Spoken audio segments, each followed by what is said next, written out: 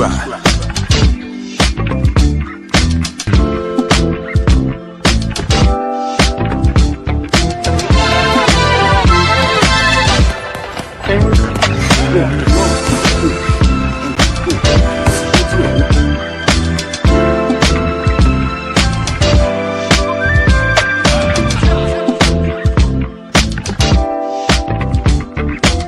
Subscribe to my guy, Uncle D.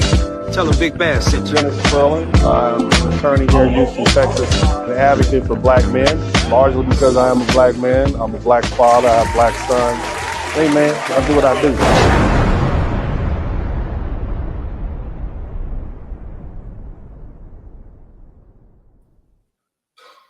What's up, everybody, man? That new intro was popping. Shout out to Big Bass Life, man. I think we need to go ahead and run that thing back. Let's do it again. Yeah.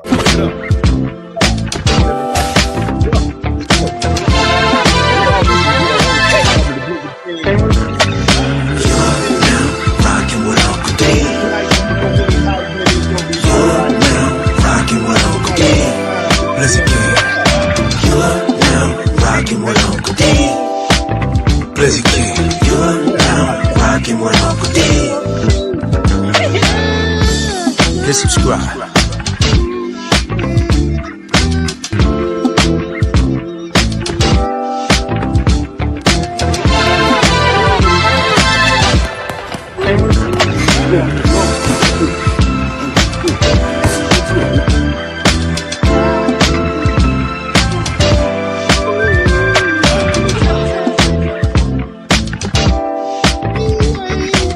Subscribe to my guy, Uncle D.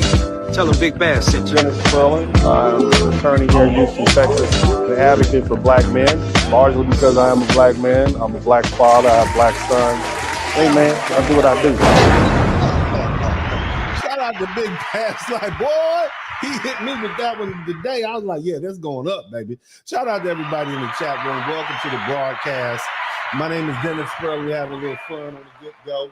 Serious topic today, but I'd like to first acknowledge Lord Giatron. Welcome to the Wrench, my brother. I know you've been here for a long time. I don't know how you lost your wrench, but anyway, my man 43TX, big up to you. Who else we got up in here? Boris Barracuda, big shout out to all the Wrench mob, man. Make sure you subscribe as you come on in. As y'all see, I got that fresh cut for the week. Oh, man. So look, we've been kind of on this politics thing. I really think that our manosphere, or whatever you call it, even though they technically put me out the manosphere, and then I got invited to speak, so I guess I'm kind of chill back in again. I don't know, all right, but nevertheless, man, what's going on with YouTube is YouTube moved. It meandered from taking the point, if you will, as related to relationships. And now we kind of moseyed on over to, I guess I would say, politics. And so that's what you see happening. Nevertheless, the Democrat Party took a hard L, as you all know. And they never saw it coming, but I think that had a lot to do with YouTube. That had a lot to do with the influence of the manosphere at large and the black manosphere particularly. I think that things have changed significantly. And what we witnessed, those of us who watched at the DNC forum, was nothing short of a circus. It was complete and utter train wreck. It showed exactly why the D's are struggling to connect with real Americans. And it wasn't a political debate. It wasn't an organized discussion. It was something about the future of the party, who was going to be the chair. But it was really just a showcase in chaos and identity politics. You had people interrupting left and right. Security began to get called, and they removed protesters. Candidates who were more focused on playing oppression politics. It was just really, you even had one lady start singing an old Negro spiritual that was never invented by any old Negroes. You understand what I'm talking about? This is some new Negro stuff. But the craziest part, every person on the stage agreed that the reason that the DNC lost against Donald Trump was racism and sexism. Now, I find that very interesting, considering that black people voted for both sides. On top of that, men and women voted for both sides. So you saying that women are sexist against women? Are you saying minorities, including black men and Hispanic men and Asian men, are sexist against or racist against themselves? It just doesn't make any sense. But people got to make excuses why they took an L. And at this point, they're just kind of delusional. But either way, big shout out to my man, the Press 1177. Thank you for being the first person to contribute to the super chat. Nevertheless, this is what happens when a political party abandons real issues and then just replaces it with nonsense, because that's just what that is. Instead of having the most qualified person come up with solutions, you just use the most outraged person, apparently. You see, it's just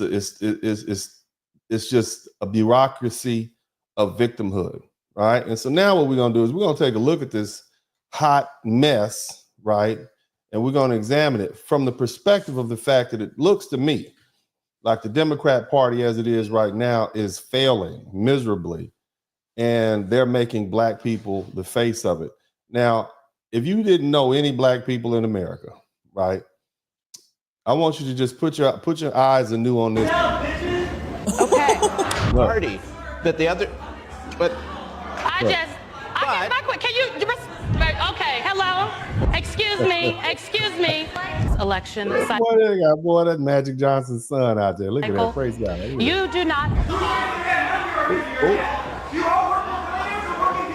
These particular. And Democrats are still taking money from the arsonists. They just can't even. Would you have done anything differently? I'm sorry. Oh, look at that. Take a look. Just brothers and sisters, black folk. Look. This is the representation that they have of a major American political party. This is how, and they got black folks out front. I want you to understand that. Everyone. Excuse me, ma'am. Excuse me, ma'am. They tussling, and this is a real life DNC. They're having an election to see who's going to run the DNC. This is what was going on in there. Look what's going on. Mind you, somebody type defund the police in the chat room. Hey, I am speaking, and I would love your attention. There is a black woman at this podium, and I deserve your attention. Well, the Democrat Party. Yeah. So that's basically what was happening up there. You know what I mean?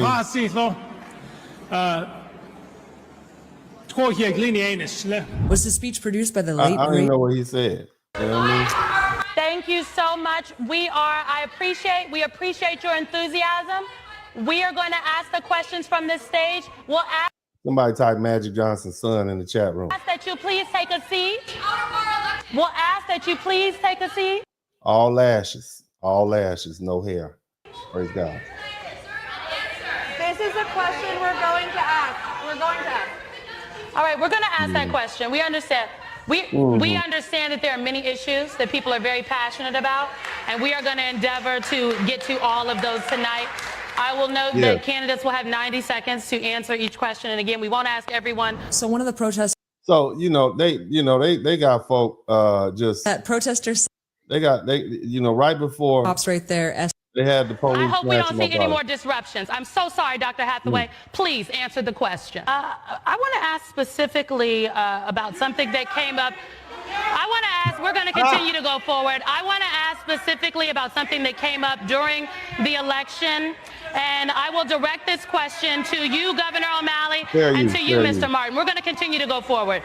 About 1/3 of Donald Trump's campaign advertising in October of 2004. Pardon me. Well, wait a second. You better not wait. You better keep going. If you wait, you ain't going to say nothing. Excuse me. Ain't no excuse me. That's you. You've been on here for how long now? You ain't no waiting. This is embarrassing. You the people. This is embarrassing. When teachers, we don't hate the Democratic Party. We just go there, we knock on doors, and we get Look at this mess, man. This is a mess. And the thing is, the face of this are black people, black men and women. Okay. I think it's important to say here. He said. So. And see, the thing is, it's not just that they made the sister look bad. Look at this cat right here. I want you to look. Hold on. Let me see if I can. Look at this dude. sitting there with his little legs crossed. This is the black male representation right there. You see what I'm saying? This is the black male representation. Let's talk about the climate emergency. Okay, hello. Oh shit. It's like she's getting up ready to scrap. You know what I'm talking about? Like she's getting up ready to put hands on somebody. Just it's not a good representation of black men or black women, you know. And as the DNC is failing, it's like now you want to put black people in charge. I mean, just think about it. Let's get to the climate emergency. Let's get to the climate emergency. Jen Psaki, excuse me. We're gonna skip ahead. Jen Psaki's gonna ask about the climate. We're gonna go to climate. Let's go. We'd like to ask some of these questions. If you can just give us a moment. Thank you. We got no control.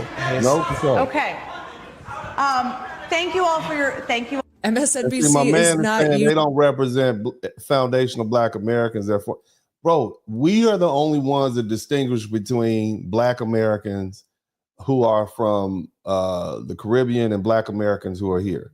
To us, we know that these folk, you know, have a different lineage and a slightly different culture. But to the rest of the world, these are just black Americans, and this is what black Americans do. And so it's failure. You know what I mean? So just keep. I mean, I hear you, right? I hear you, but it is what it is. It's like if I ask you what was the difference between an Englishman and a Scotsman, right? And if I tell a Scotsman he's an Englishman, he may be offended. If I tell an Irishman he's an Englishman, he may be offended. You see, but the rest of us, they just look like Europeans, Northern Europeans. So most folk don't care. So this falls on us. I'm just saying. Challenge, because it's fun state parties, but also you have to make decisions about who you will take money from. Mm-hmm. So we'll be discussing that in just a moment. Just want to make sure everybody can hear at home. Okay. He said, I'm out, bees. Thank you. He made quite an exit. We'll give him that. Thank you so much. Okay. Mm-hmm. Okay, let me start with this question on the fundraising front, because it was asked before, and again, we respect the passion. These are important questions, and we want to get to them as we said we would. Please raise your hand if you would be for supporting a ban on corporate PAC donations to the Democratic National Committee. Okay. And I want you to keep in mind that they got like $10 billion. let's have a discussion about this.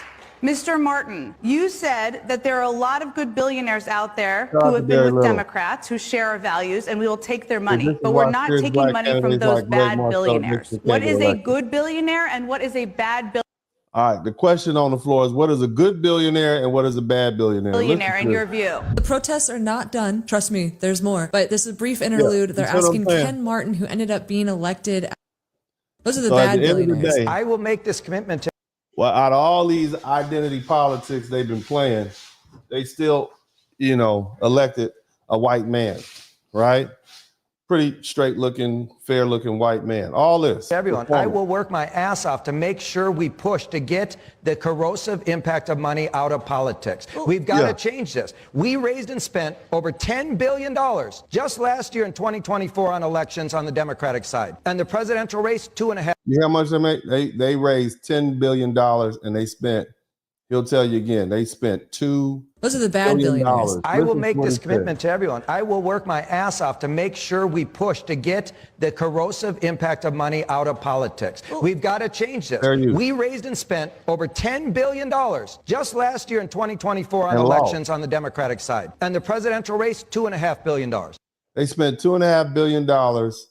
Donald Trump spent half that amount and they still lost. What does that tell you? It means that their platform is bad, and that's the problem. Okay? It's obscene. We've got to reverse course. We also have to win elections, not at any expense. We got to get dark money out of politics. We got to end Citizens United. We need a complete overhaul of our campaign finances. And you need a complete overhaul of the things that you promote, sir. My commitment is we will not take money from corporations that are union busting. We will not. It didn't work anyway, sir. You still lost, sir. You spent $2.5 billion and still lost. Not take money from corporations that are polluting our planet. We will only take money from people who share our values. That's a DNC that I'm going to lead. It's the irony of the Democrats talking about. So you ran all the billionaires are out. Okay, you ran them out already. Diehard Green Party progressives that still. I'm just saying. Anyway, So that's the foolishness that we saw on the internet. Now, let me just, this right here is representative of what black men think about the Democrat Party. Listen to this. Valued by Democrats unless we are dead or in a dress. So it's like, unless you're George Floyd or Billy Porter, there's really nothing else left for any black men in between. So I've said all that to... You heard that? That brother said, if you're not George Floyd or Billy Porter, and that's the black actor or whatever, I don't know what kind of entertainment, I think he's an actor that wears dresses, you're not any use to the Democratic Party unless you are George Floyd or Billy Porter. And he's pretty much accurate on that. Keep listening. Shout out to Prime that Democrats deserve every bit of the electoral ass whooping that they are going to get on Tuesday for all their lies. And he said this before the election, okay? Years of neglect. And maybe in 2028, once Trump gets his last far off, they can come back, stop the lies, stop the fear pandering, stop with the police gonna kill you and the George Floyd stuff, and talk to black men like you talk to everybody else about finances and taxes and things that actually matter. But for the black men that are coming over to Trump, I really don't see them going back, because I always say, once a conservative black, he ain't never going back. You hear that? And here's how they have the representation for black women. We don't have to be concerned that this incoming president. Somebody type sassy in the chat room. President has been paid off by the likes of people that don't like the American citizens that live in this country. Because last time I checked, he was palling around with Putin and he's loving on Xi Jinping. I mean, like, I don't know what you have to hide, because we lying, according to y'all. We lying. So prove us to be liars. I will sit here and I will be the first one to say, I apologize. So let's go ahead and do it. Will you do that? I find it rich that the other side of the aisle is suddenly concerned about... Boy, look how he eats her up. I want you to, boy, this is a whooping. Boy. Corruption and ethics. Whenever President Biden just gave his son a 10-year blanket pardon for foreign influence peddling and whatever else he was doing while high on whatever drugs with whatever prostitutes. I also find it rich that all of the sudden the other side has some... Somebody type rich. I also find it rich. Somebody type rich in the chat room. Problem with successful businessmen being involved in politics whenever you guys are the party of George Soros, of Bill and Melinda Gates, of Sheryl Sandberg, of Mackenzie Bezos, of Taylor Swift, of so many other billionaires across the country, as well as every woke, weird pervert in Hollywood. I find this incredibly woke, weird. There we go. We finally speaking the truth. Woke and weird. Woke and weird. Right? Ingenuous.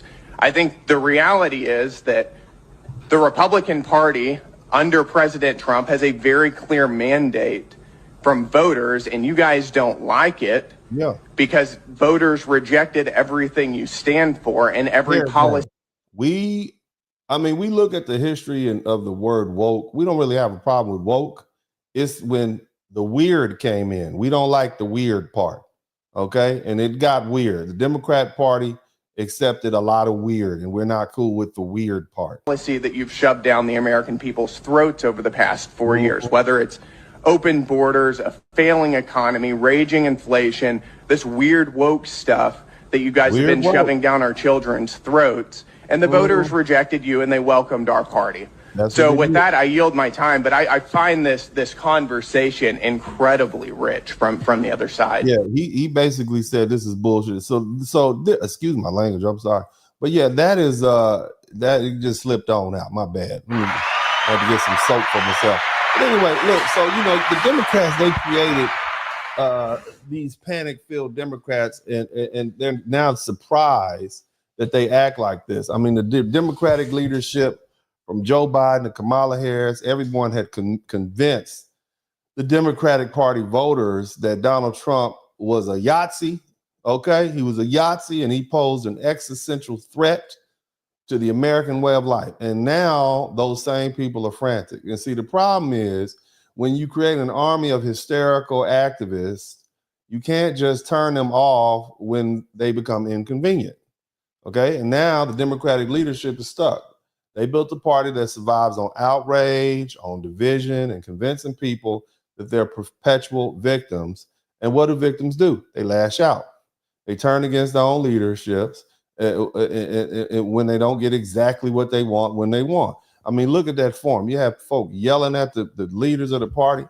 These weren't Republicans coming to disrupt the event.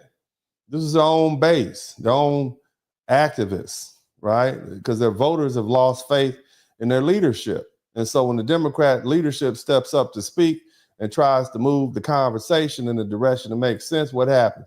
They get screamed and drowned out and pushed aside by their own people, okay? And this is only the beginning, all right? Now, I want to take a close shout out to my man, TJ Peterson. I want to take a closer look at what we're dealing with these folks. Now, again, the Democratic Party fostered this mob mentality for so long that they forgot that the mob, the rules of the mob, and number one is that they're mindless, and you can only control them for so long, and then they begin to eat their own. It's like a bad family reunion.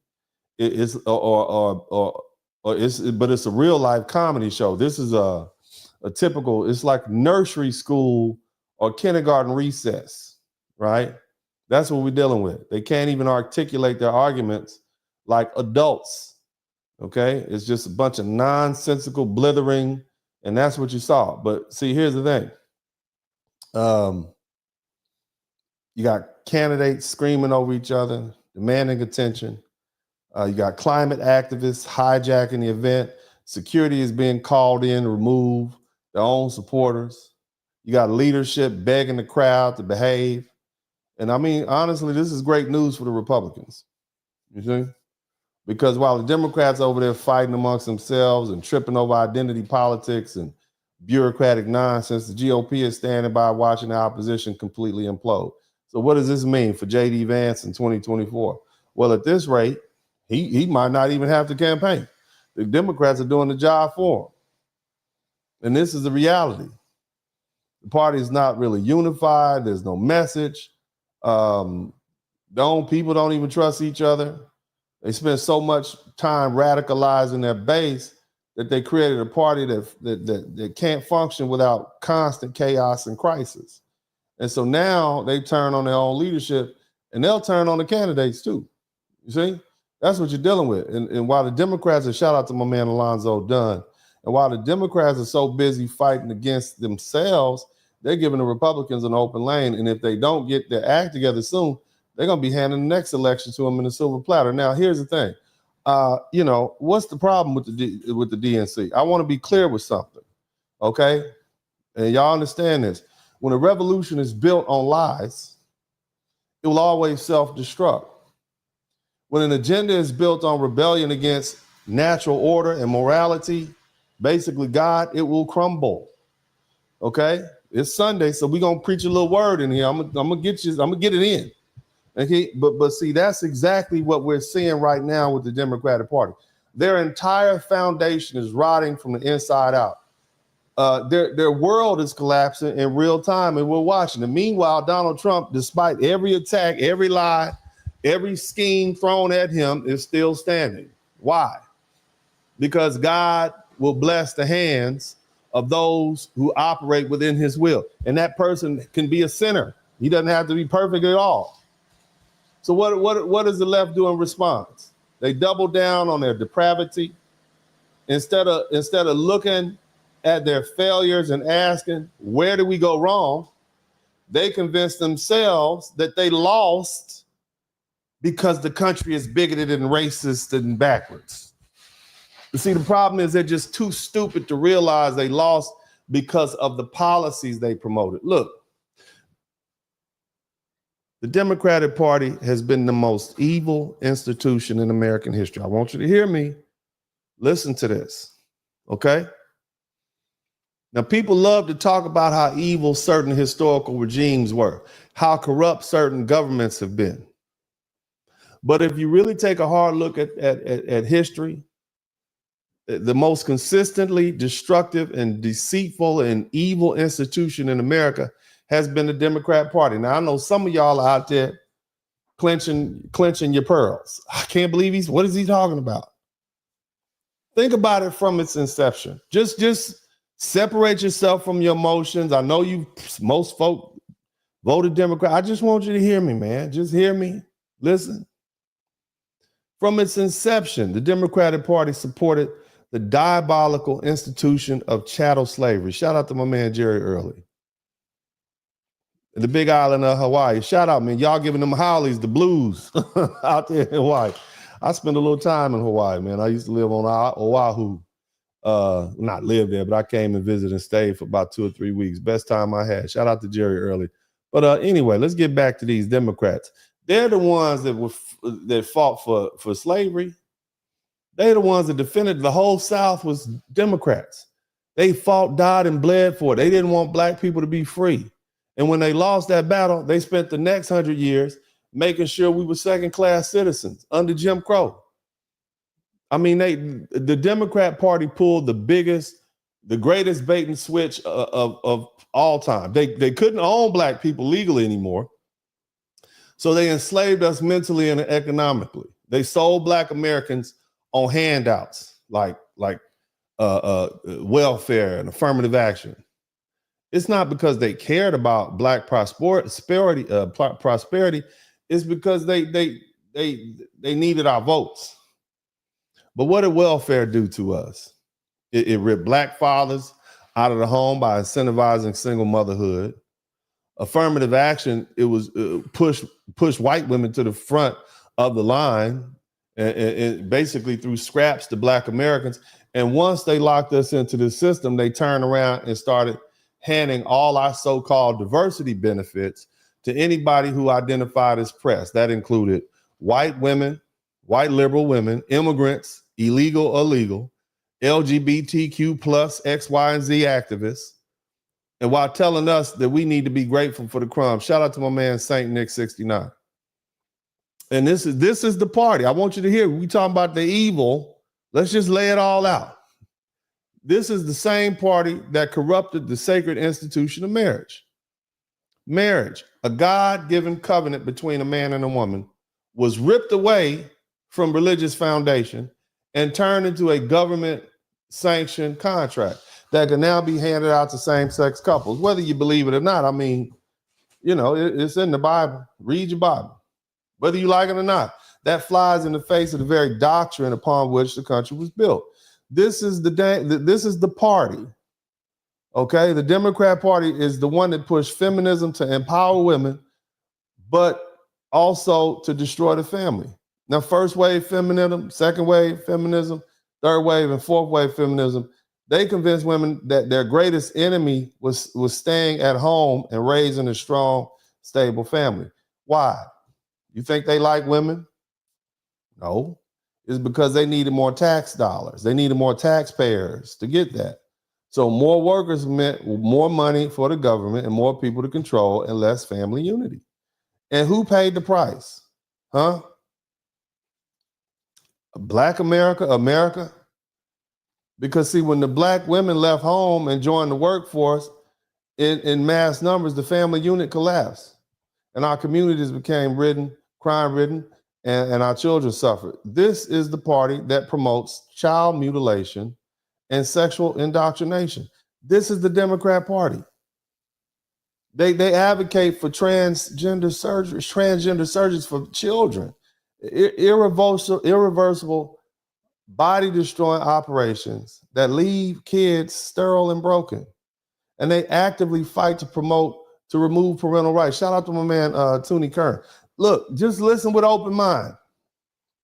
Tell me anything I'm saying is false. Where's the lie in what I'm saying? These people want to remove parental rights. They want to tell you that your children belong to the state, not to your family. This is what they did. Okay? And then they put books, homosexual material in school books, man. Normalizing sexual conversations for children before they even understand what's happening. And then they expect you as black voters to go along with it. They expect the rest of America to go along with it. In fact, they expect you to defend it, and if you don't defend it, you're a bigot. They expect you to march with them, vote for them, and shame anyone who dares to try to wake up from this deception. Look, man, you can't tell me, if you're looking at it purely from a moral discussion, that ain't evil. But see, here's the truth.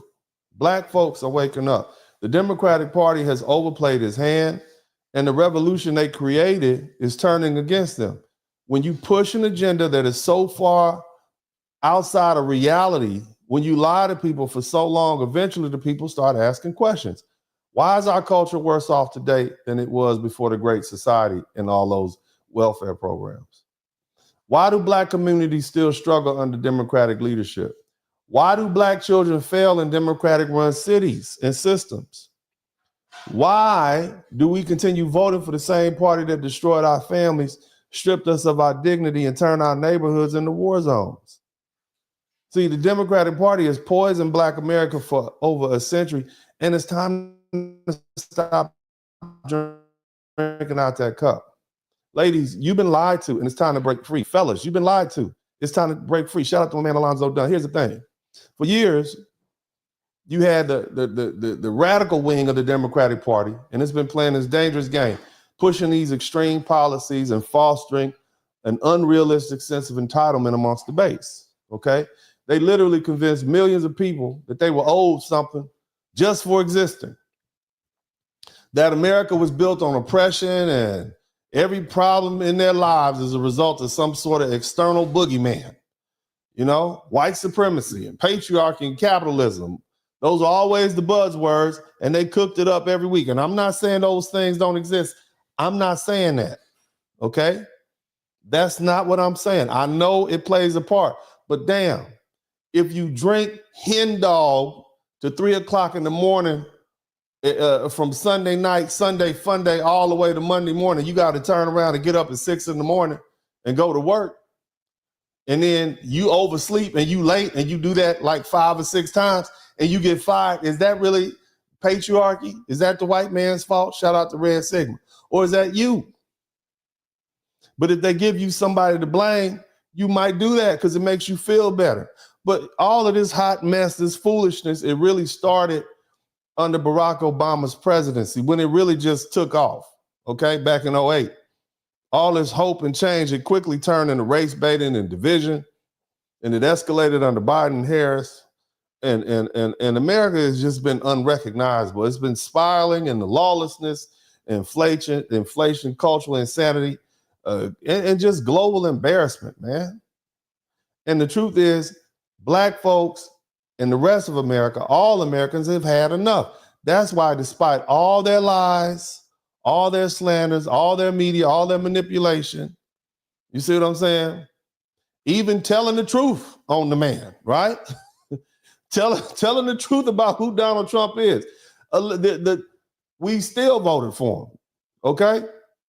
Because see, shout out to my man TIQS, because no matter how much they shriek, no matter how many labels they slap on him, the American people have made a choice. They would rather have Donald Trump with his infinite number of flaws, all of that, than allow the Democratic Party to drag this country further into the abyss. Look, man, don't make a mistake. This terrifies the Democratic establishment. They spent the last decade, 9 years specifically, trying to convince themselves that their radical policies were what America wanted. That's what they really wanted. But the truth is they allowed the inmates to run the asylum, as they say. And now the asylum is up in flames. Okay? They shout out to Mystic Medica. They let the radical feminists tell men that they were useless. They let the LGBT activists turn schools into indoctrination centers. They let race hustlers, Al Sharpton included, right, make everything about skin color, even though he getting paid, right? And then they let these people who are climate fanatics basically destroy our energy sector and drive up the prices that average Americans have to pay. And now, when these people try to hold a simple political rally to elect the first person who's going to be in charge, they can't even get through the discussion because the radicals they empower are and who feel entitled to be hysterical and self-abased, shut them down in 5 minutes. They're panicking over there. They need to restore order. They can't handle what they're dealing with, but they made it. Shout out to my man Black Sand. What did America do in this recent election? What we did was we chose the lesser evil. evil, and it's not the Democrats. See, here's the elephant in the room, and I want to talk about it. And now that we're going the third weekend of Donald Trump's presidency, most of us knew what he was going to do. Okay? Now, the Democrats have thrown accusations at Donald Trump. They call him a racist. He probably is. They call him a convicted felon. Apparently he is. He's a tax cheat. He admitted it. They call him adulterer. I think so. They even call him I'm gonna call him a grapist. Like, you know, a person that pours grape drink in a cup. He's a grapist. Shout out to the YouTube police. He's a grapist. I mean, I think it's understood. They basically said they call him every evil thing under the sun. And let's assume that every single accusation is real. Let's say they're all true. Let's assume that. Let's assume that everything they said about him is real and honest, and all these things are absolutely true. Guess what? The American people, including Black people and Asian people and Hispanic people, still chose him over the Democratic Party. Damn. That's how vile the Democrats have become. Because, see, here's the brutal truth. If Trump is the devil, then the Democrats must be Satan himself. That's what the American people are saying.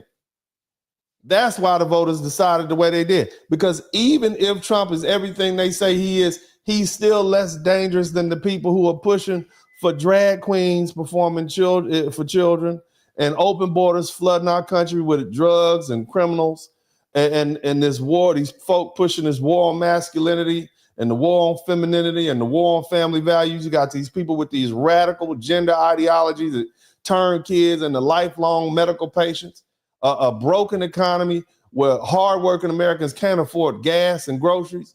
You got a media and a tech industry that censors free speech and punishes dissent. And you got a culture that rewards weakness and degeneracy and victimhood over work and integrity. And so, even with all of his baggage, they claim Trump has all of this, America still says, well, we'll take him over you. That says a lot. That says a whole lot.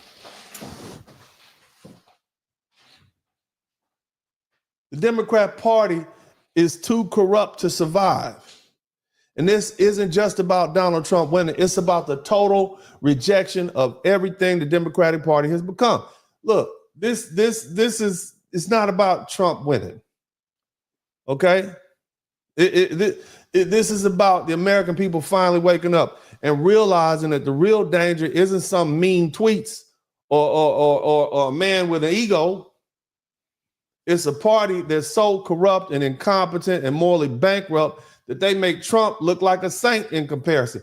Because if Americans had to choose between Trump and the Democrats, and they still went with Trump despite all the media propaganda, despite all the legal battles, despite the name calling, what does that say about the Democrats?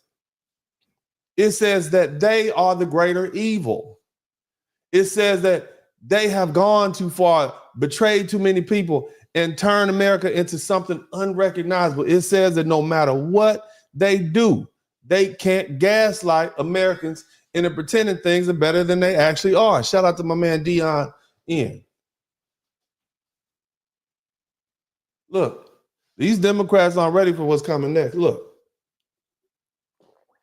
at what you saw at that convention.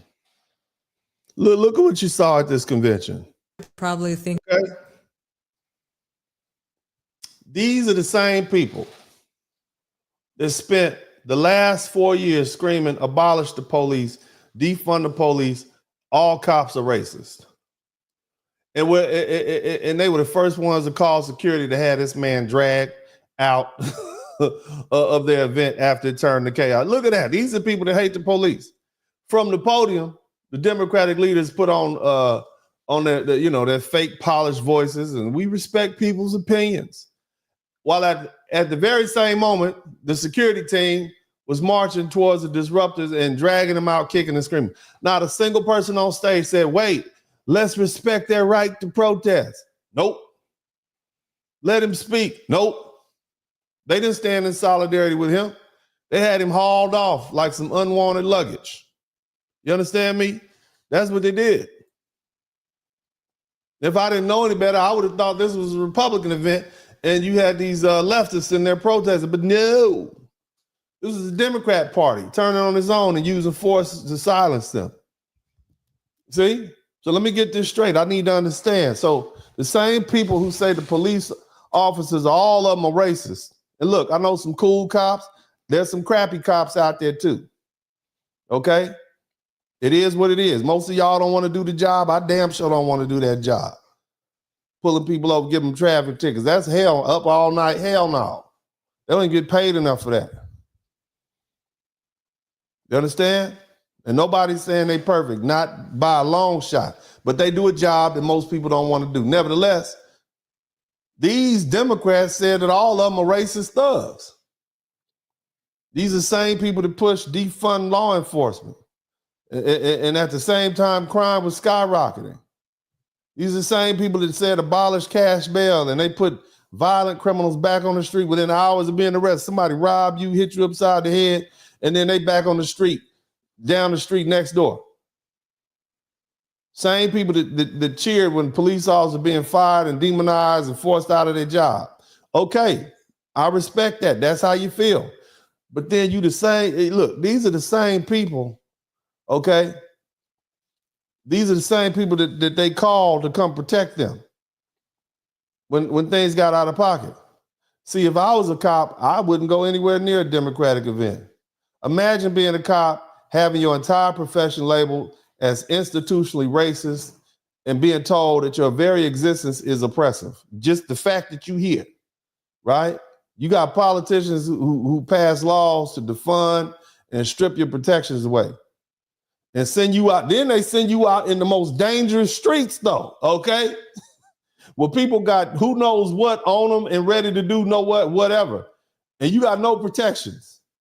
So you out there hesitating. Angry husbands, mad at their wives, angry wives, mad at their husbands. Everybody got guns. Everybody's armed. Crooks and criminals that don't want to get caught.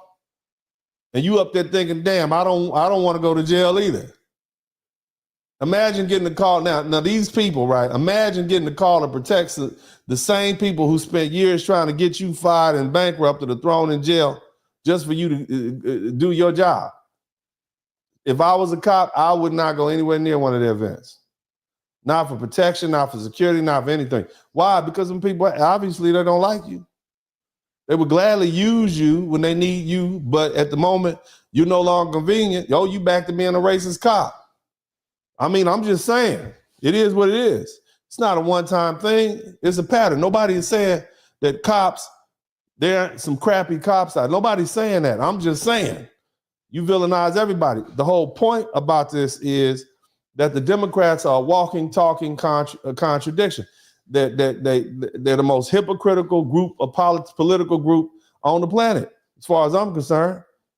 They spew slogans one day, and then the next day is something opposite. Defund the police until they need security. Abolish the prisons until the crime is in their neighborhood. No borders, no walls until their cities are flooded with illegal immigrants. Send them back, send them back. You see that?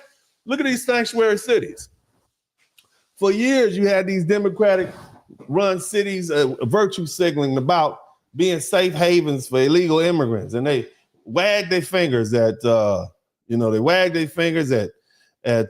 Republicans. You know, you got the New York mayor now; he's panicking, saying his city's been destroyed. The Chicago mayor begging for federal government to come help him. Hell, Massachusetts called for the National Guard. You see what I mean?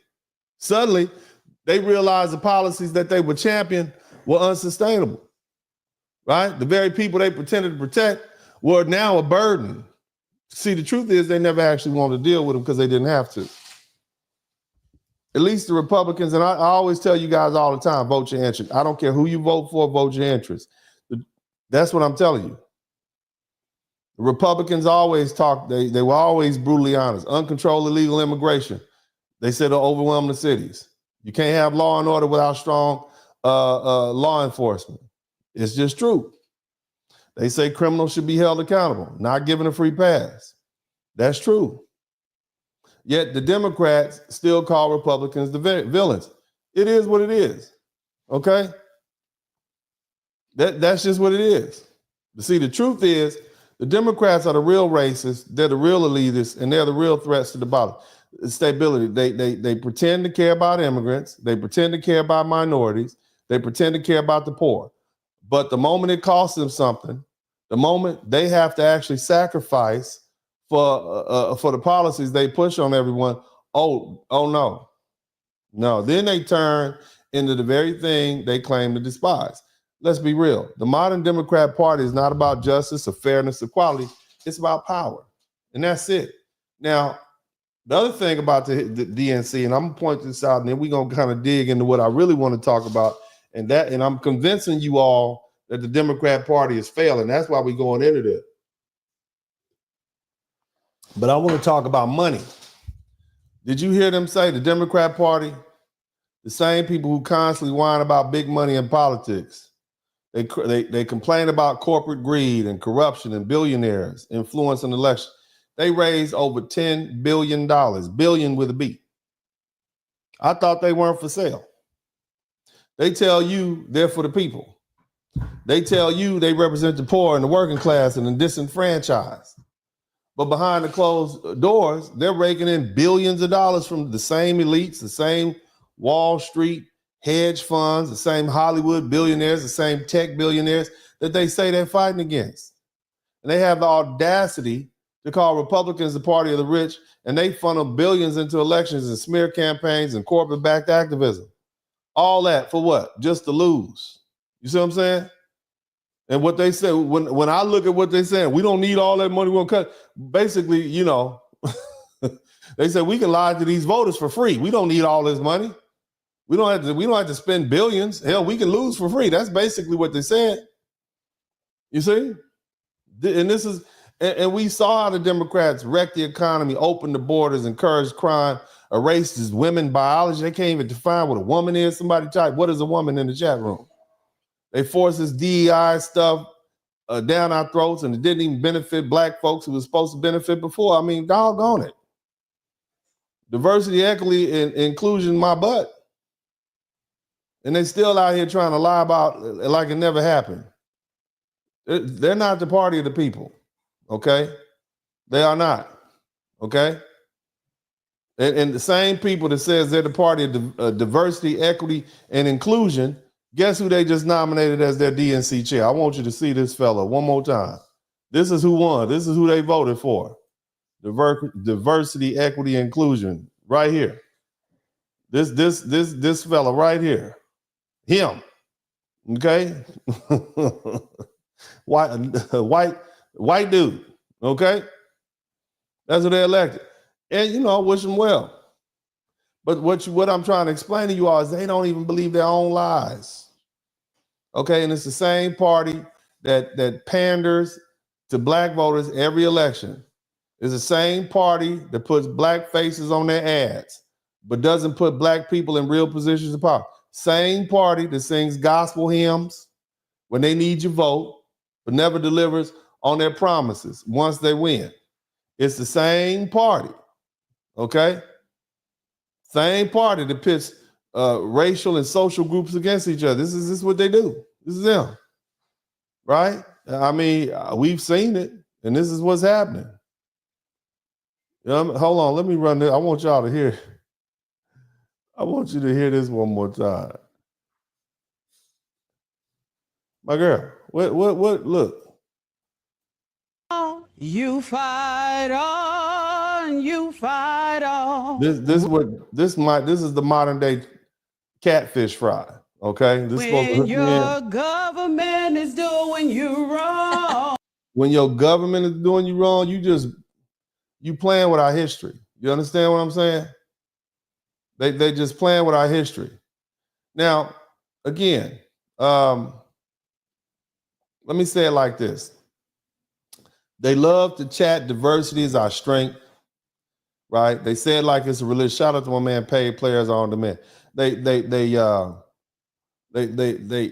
it's almost like it's some sort of religious mantra, like it's some undeniable truth and that automatically makes everything better. But look at the results. Look at the chaos at their own forum. Look at how when the left, when they left to their own devices without the media machine running for cover, they completely fall apart. You see? They can't even conduct a basic form without it descending into madness. How can these people be expected to run a country? Isn't that what you all are thinking? Isn't that what you all are thinking? To be the next DNC chair, and I just want to give you all a little bit of something that's been on my heart here over the last couple of days. This is who they have represent. And see, look, clearly it's failing, right? Can we all agree it's failing? They don't elevate people because of qualifications, right? We know that. And see, it's not just about the form turning into a governmental, ungovernable mess. It's about everywhere. They elevate a candidate not because they're competent, but because they check the right demographic boxes. That's how we ended up with Kamala Harris, a woman who is so unqualified that her own party keeps her hidden because they know the moment she speaks, she embarrasses them. They lower the standards in the name of equity. They punish high-achieving students. They force schools to pass kids just so they can claim success. You understand? They push diverse hires. And then when the companies start collapsing under the weight of the incompetence, they blame racism and patriarchy instead of admitting that hiring based on identity alone doesn't work. And everywhere you look, you see the same patterns. When you replace merit with identity, things fall apart. And then they got the propaganda machine, CNN, MSNBC, the Washington Post, New York Times. All of them exist to gaslight America. They try to tell you crime is not bad, the economy is doing great, the inflation is just a Republican talking point. They tell you gender ideology in school isn't happening. Parents are tripping, right? Now they don't have the protection anymore. You see it for what it is. The Democrat Party is unraveling in real time. That's what you see. Shout out to Drizzy 12. America doesn't want leaders who are chosen to meet a quota. We want the best. America doesn't need representation for the sake of representation. America needs the best people for the job, regardless of what they look like or who they sleep with. That's why America is rejecting the DEI, this Democratic Party. We're rejecting that. See, we want to prioritize real leadership and competence and real results. Nevertheless, the Democrat Party, people are leaving the Democratic Party. It's the party of the crazy people. It's the party of the weirdos. It's no longer a political movement. It is a circus. It's a cult. It's a religion of mentally unstable people who thrive on delusion, and they demand that the rest of us participate in it. And that's why folk are leaving. Elon Musk, richest man in the world, what's his name? Joe Rogan, very popular podcaster. These people were devout Democrats. And the minute they turn their back on them, now they become public enemy number one. Because see, today's Democrat Party, you only accept it if you stay in line, okay? That's it. And some of us aren't accepted at all for who we are. And the moment you step out of line, you're done. And black men, we're walking away from the Democratic Party in record numbers because common sense voters, of which we are a lot, but nevertheless, common sense voters of all backgrounds are rejecting this radical ideology, even lifelong Democrats. Hell, I'm a lifelong Democrat. But this past election, I just couldn't do it. I voted for Trump, and I just had to. Because I did not want 4 more years of what Joe Biden has started. You understand? And straight white men got out of there a long time ago. Matter of fact, they've probably been excommunicated. Can't blame them. You see? But I want you to think about this for a second. A political party that claims to fight against discrimination is now openly discriminating against a group of people because of their race, gender, and sexual orientation. Rich white men, straight white men, straight black men. You heard what they said. Listen to what the brother said. Listen to him. Listen to what he said about black men. Listen. By Democrats unless we are dead or in a dress. So it's like black men are just not valued by Democrats unless we are dead or in a dress. So it's like unless you're George Floyd or Billy Porter, there's really nothing else left for any black men in between. So I've said all that to say that Democrats deserve every bit of the electoral ass whooping that they are going to get on Tuesday for all their lies and their years of neglect. And maybe in 2028, once Trump gets his last far off, they can come back, stop the lies, stop the fear pandering, stop with the police gonna kill you and the George Floyd stuff, and talk to black men like you talk to everybody else about finances and taxes and things that actually matter. But for the black men that are coming over to Trump, I really don't see them going back, because I always say, once a conservative black, he ain't never going back. Yeah. So anyway, like I said, Farrier, so why are black men leaving the Democratic Party?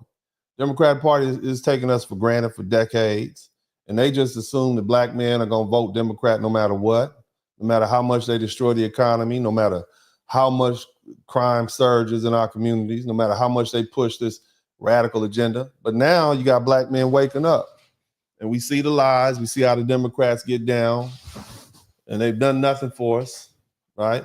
And they see how black men who don't fall in line get ostracized or labeled as sellouts and all those other names they call you, okay? The only black men that you see remaining over there, down and dedicated, rainbow rights activists, okay, and the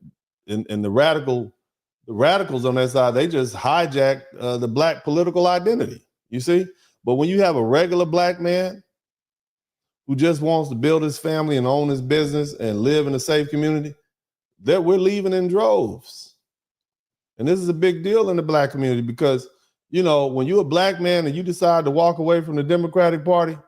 Man, shoot, it's not as bad as it used to be. But, that political decision, you risk the chance of being ostracized. Your mama might not even talk to you. You get called names, get rejected by your own family and friends, being accused of betraying your people. You understand? But the thing is, the more black men who are realizing their true independence, they think for themselves. And it's not just about voting for Democrat just because you're told so. Now, again, I tell you all to vote your interest. Vote your interest. Vote your interest. I truly voted for Democrats and Republicans this past election. I just so happened to vote for Donald Trump. Vote your interest. But see, here's the crazy part. Let's be real. Some of the smartest voices in the political sphere right now are these black conservatives. And I'm not talking about the extremists. I'm not talking about the ones that's out there pushing that self-hate nonsense and regurgitating racist talking point. That's not trying to appease a crowd and get their likes and subscriptions up. That's not who I'm talking about. I'm talking about black men and black women who speak with common sense and logic and reason. The ones who challenge the Democratic narrative, the ones who focus on solutions instead of victimhood. That's the black folk I'm talking. Those are the black conservatives I'm talking about. The ones who understand traditional values, hard work, and accountability that leads to success. That's who I'm talking about. And people are listening because the truth is powerful and common sense is contagious. Meanwhile, you got the Democrat Party imploded within itself. Okay? The Democrats are, you got the radicals versus the old school establishment. You got the political activists, the identity politics activists versus the people who just want to win elections. And then you got the socialists versus the corporates. They're corporate side. So they're fracturing. And they can't build a movement. You see? So, how you can't claim to be inclusive when you silencing everyone who disagrees with you.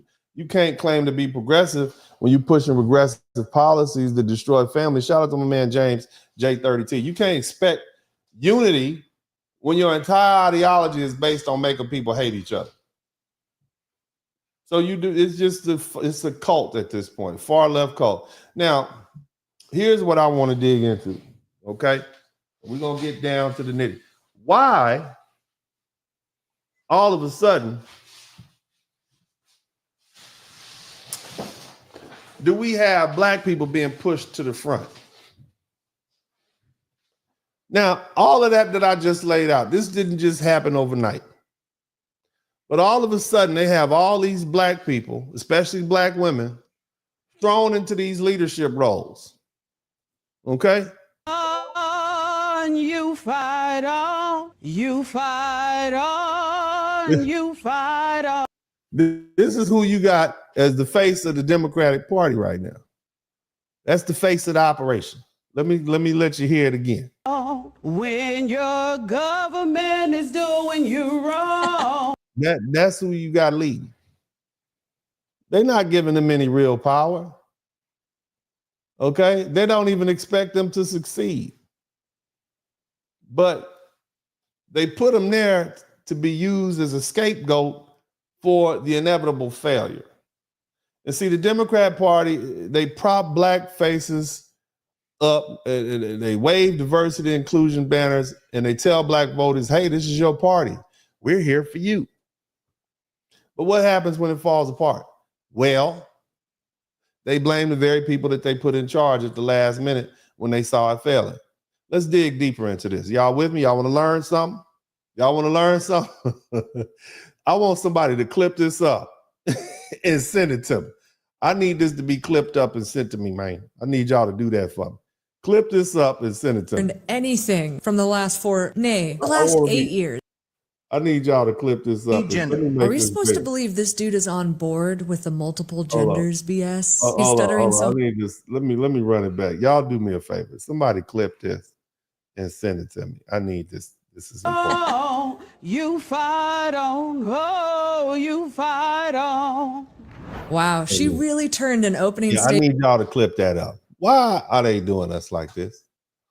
Do you know that there's a long history of using black faces as a failing a shield? You know that? We can go back to Reconstruction, which happened between 1865 and 1877. Jay Coder, I want y'all to learn. I really want you guys to learn. I want you to listen to me and learn something. I want you to know your history, because when you know your history, you're able to kind of predict the future. History doesn't necessarily repeat itself, but it has echoes. So this echoes of historical things. Listen, this is how you learn as a people. So after the Civil War, doing something called Reconstruction, when they were literally rebuilding the South, they had a lot of black politicians who were elected to office for the first time in American history.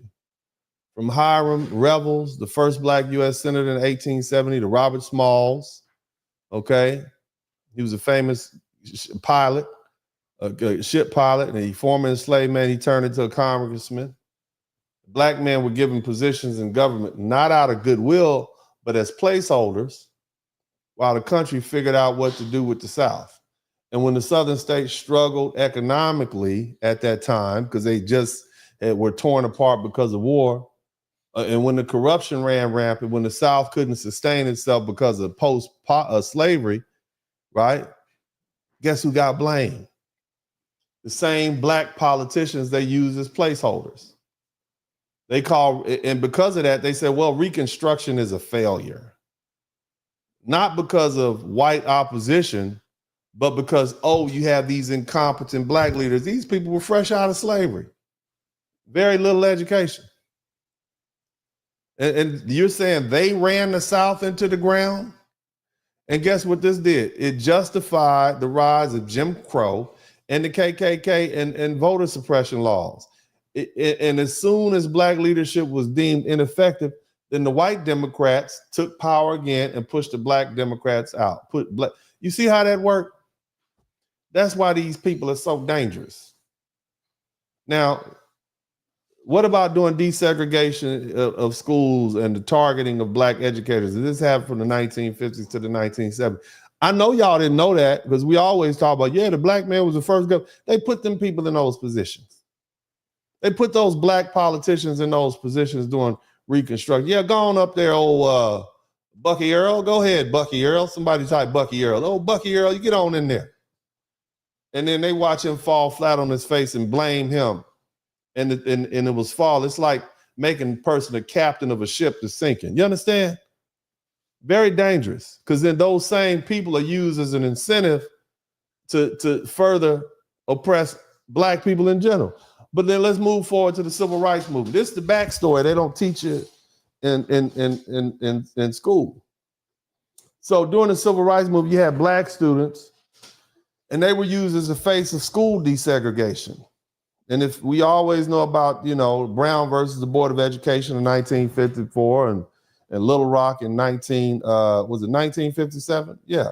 But what happened to those black teachers? Okay. See, before desegregation, black schools were run by educated, well-respected black teachers and principals. But when the schools were desegregated, thousands of black teachers and administrators lost their job because white school boards refused to keep them in leadership. You see? And so black students were made to go to these hostile white schools, but the black educators who have been leading our communities, look at Dunbar High School. Y'all look up Dunbar High School. These folk were putting out phenomenal students. These black educators were, excuse me, y'all, take a little sip of tea, my throat, you know what I'm talking about? But have y'all ever thought about that? Yeah, okay, the black students went to the white school. What happened to the black teachers and the black educators and principals who actually cared about black students? Huh? You using these black kids to integrate these schools. Okay, well, what happened to the black student teachers? They basically were completely erased. See, desegregation was used as a tool to remove black leadership while making it seem like progress. Ain't that something? That's why Dr. King said, I think I've integrated my people into a burning house. I don't care what they say about him. Y'all listen, okay? Listen to what our leaders had to say. What about some CEOs and look at these CEOs and put in place when the corporation's about to go down? Corporate America follows the same pattern. When a company is on decline, they bring in a black CEO or an executive to turn things around. Look at the lady who was just in charge of MSNBC. When the company fails, the black executive is blamed and either pushed out or used as a scapegoat. Stan O'Neill. Somebody type 2008. Stan O'Neill. Remember the 2008 crash? Really, 2007 crash? Stan O'Neill became the first black CEO of Merrill Lynch in 2002. And then in 2007, when the financial crisis hit, this black man was blamed and forced out. He'd only been there 5 years. And so Merrill Lynch collapsed anyway and was bought by Bank of America. You see what I'm saying? What about Ursula Burns? She was the first black woman to be the CEO of a Fortune 500 company. It was Xerox in 2009. The company was already failing.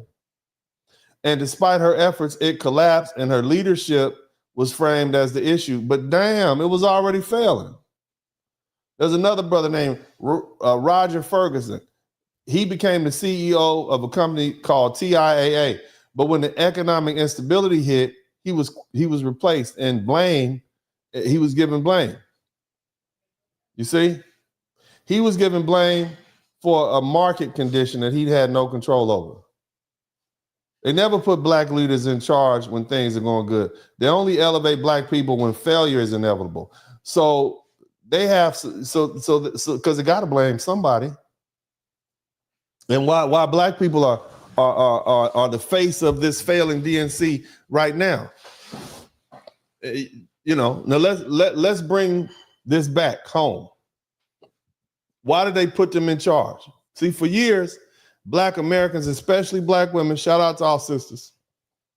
They've been told that they're the backbone of the Democratic Party. Haven't they told you that? Somebody type backbone. Every election cycle.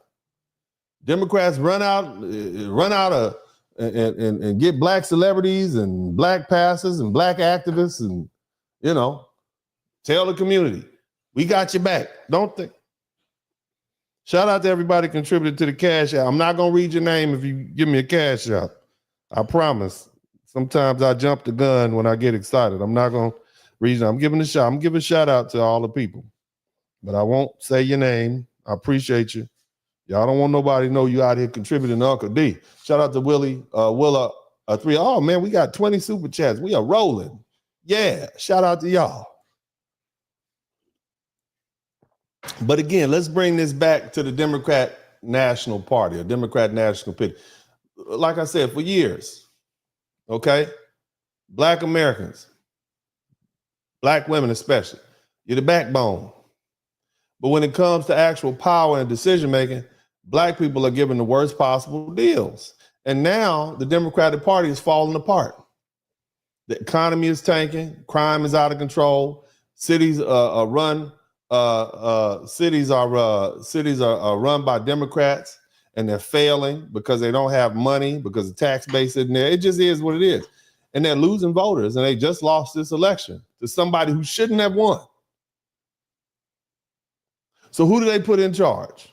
Huh? Who do they? To amateur night at the. Who do they put in charge? Huh? Let me run this back. Begin with the open. I want to know who the DNC chair, and I just want to give you all a little bit of something that's been on my heart. Who they put in charge? Huh? Let me let y'all run this back. Clip this up. You fight on when your government is doing you wrong. You fight on. Oh, you fight on. Yeah. Wow, That's who they put in charge. And then this other lady, somebody type EJ in the chat room. This is no better. You know, she comes across as obnoxious, and she might be a nice enough lady. You see what I mean? But nevertheless, they make shout out to everybody who contributed to Cash App. Cash App is rolling, good looking out. But they put them in charge. They make them the faces, and if not these women, right? Then who else do they have up there? Because they're not gonna let the brothers escape, right? Let me show y'all let me show you this fella. Hold on, let me get him in there. This cat right there in the middle. See what I'm saying? Legs crossed. You know what I mean? But nevertheless, they make sure the DNC is led by black faces, so when everything collapses, they can turn around and say, well, look, we tried. And this isn't new. This is a setup. Black people are never given control of the Democratic Party when things were stable. They were never given the reins when there was money and power to go around. They're only pushed in front now that the ship is sinking. Okay? And this is a no-win situation for Black America. And here's the worst part. Even if black people somehow manage to save the DNC to pull the party out of collapse, they never get credit. If the Democrats, let's slide back to this one.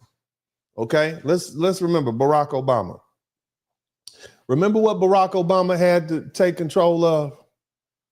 We had a failing economy. We had a war going on. And then he turned around and turned it around. Y'all remember that? After George Bush, they said, man, George Bush was so bad. They said, let's go ahead and put a black man in charge. You remember that? That's what I'm trying to explain to y'all.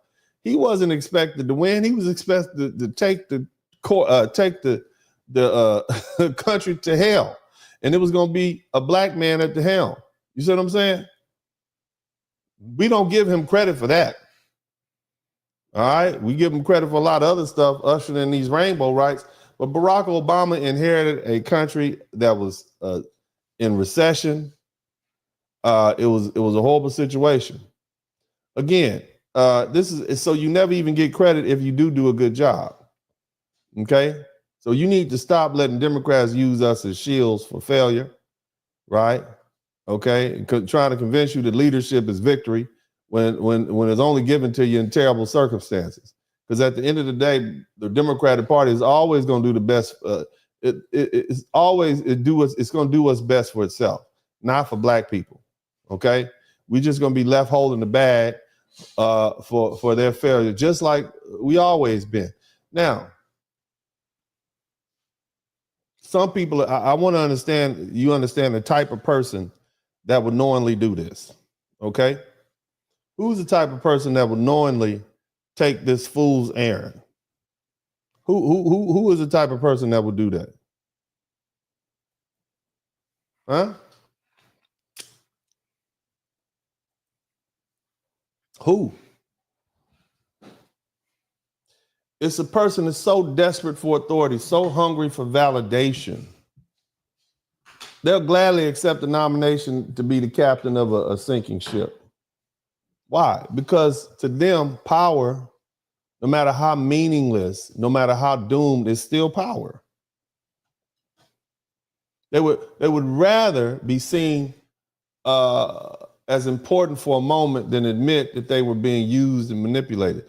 They would rather crash and burn. Shout out to 100 Watts Radio.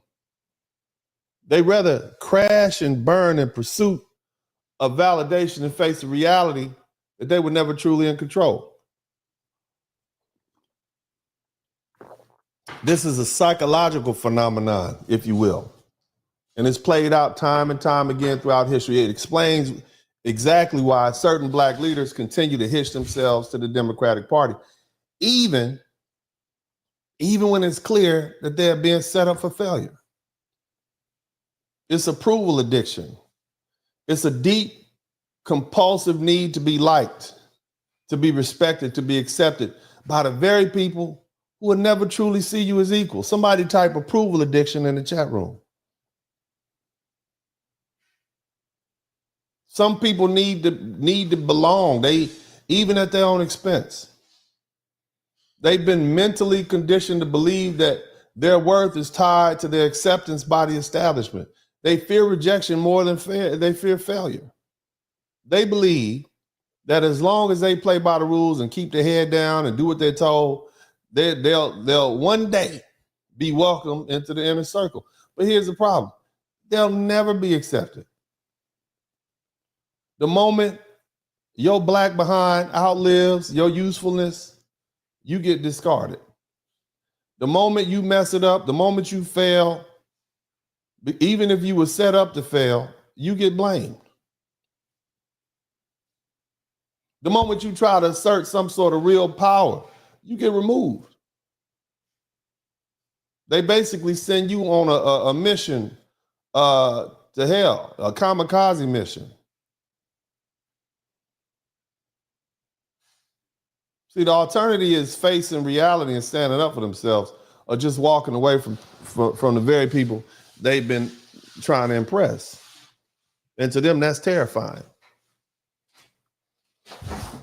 A lot of these people have the illusion of superiority. And this is when somebody,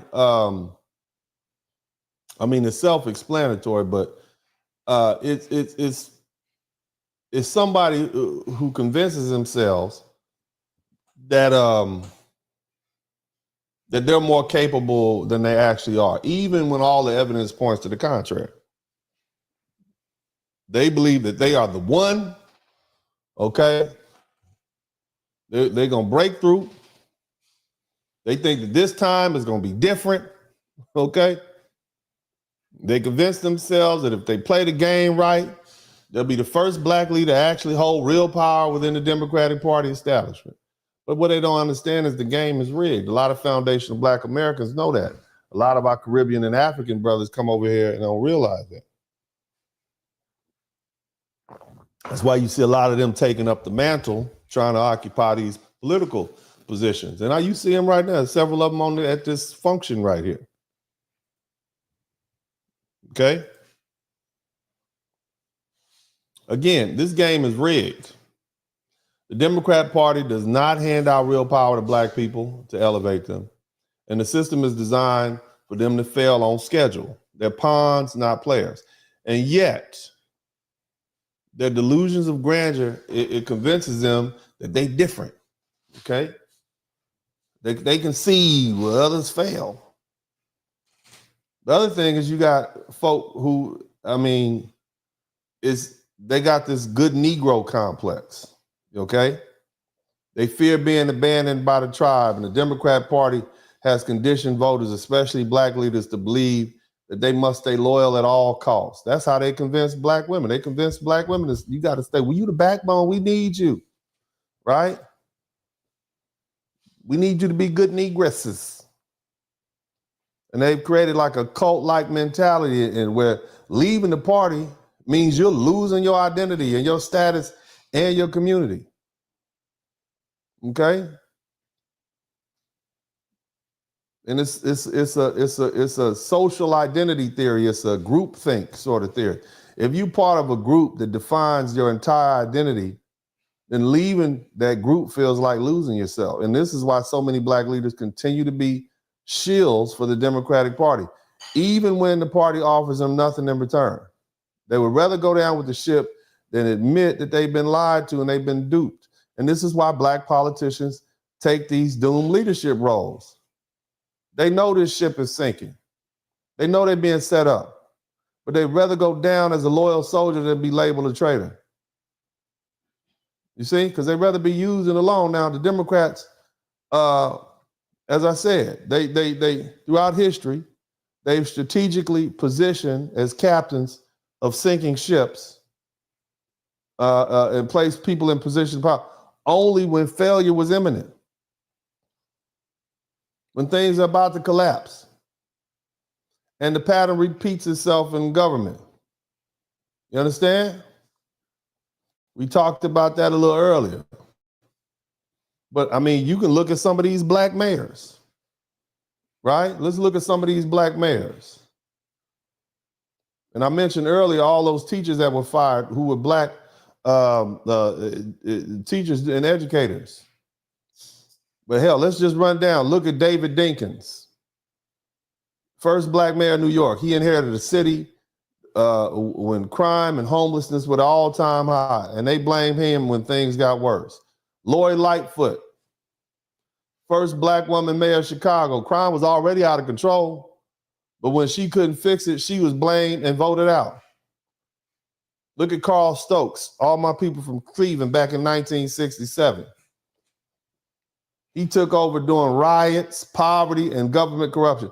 They blame him for everything, even though the white politicians created the mess and then left.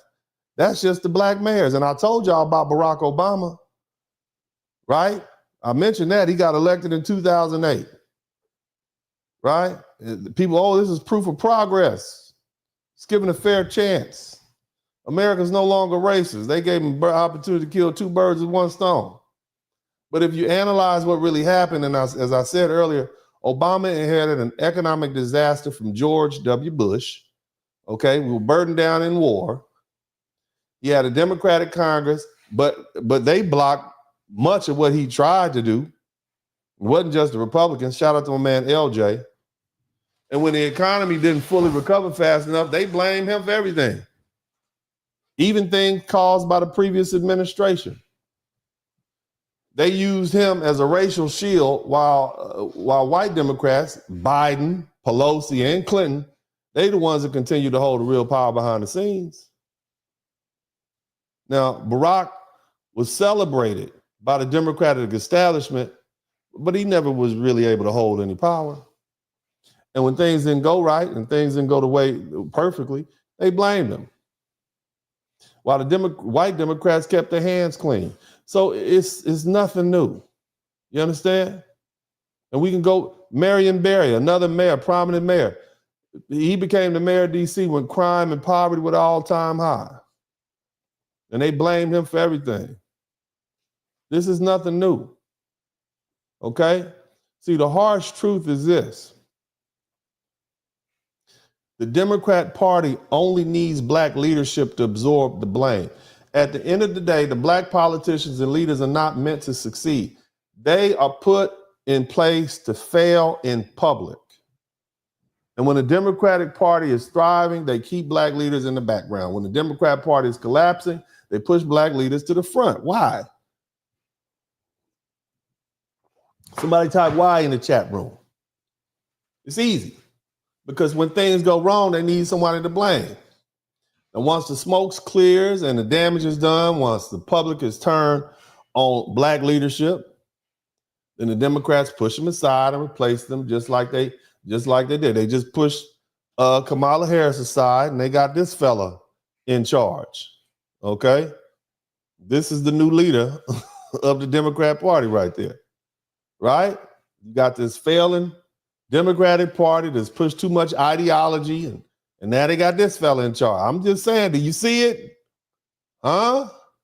Did y'all learn something today? Did you learn something? See, the real tragedy is black politicians and leadership, they fail to see what's going on. Okay? And if they leave, they're labeled traitors and they're ostracized by the black political class. So it's really a no-win situation. It's a clear pattern. Okay? Step one, black leaders are only put in charge when the system is collapsing. Step two, they're set up to fail because the problems were created long before they got there. Step three, when failure happens, they're blamed and white leadership steps back in to fix things. And step four, even when black leaders succeed, they're pushed aside and erased from history. I mean, think about it. This is why y'all need to wake up and stop accepting leadership roles in these broken institutions, whether it's politics or business. Go build your own. That's the only way out. Stop playing the game. You accepting the role as captain in a sinking ship and the captain goes down with the ship. Stop being the scapegoats of the democratic failure. Stop believing the lie that diversity means power. Stop thinking, start thinking for yourself. Okay? Now, what do we have here?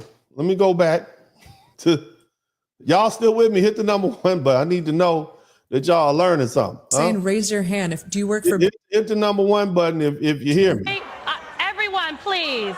We cannot, I am going to. The DNC, right, is run by incompetent, angry black women. That's what they're showing you. I mean, look at the most glaring example of this sinking ship. Who they put in charge? Kamala Harris. Collard greens in the toilet. Kamala Harris. Collard greens in the toilet. This woman was never chosen for her competence. She was pitched as the ultimate diversity hire. A woman of color, whatever that means. Nevertheless, she checked the box on the DEI scoreboard. She failed her bar exam the first time she took it. Yet somehow she rose through the ranks. Okay, she slept her way to power using the former San Francisco mayor, Willie Brown, as a stepping stone. He gave her some cushy jobs. He was mayor at the time. She's unpopular in her own party. Remember, she dropped out of the 2020 race, didn't win one primary, but somehow she became the vice president of the United States. Huh?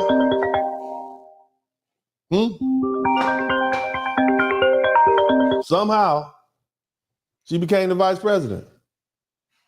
Now guess what's happening now? She's the one taking the blame for Biden's failure, isn't she? They blaming her.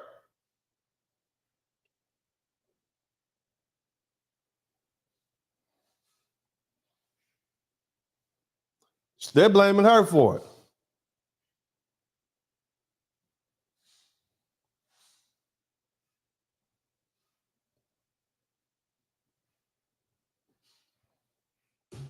She's the one being rejected by the voters, even though every major poll is saying we don't like the policies of the Democrats.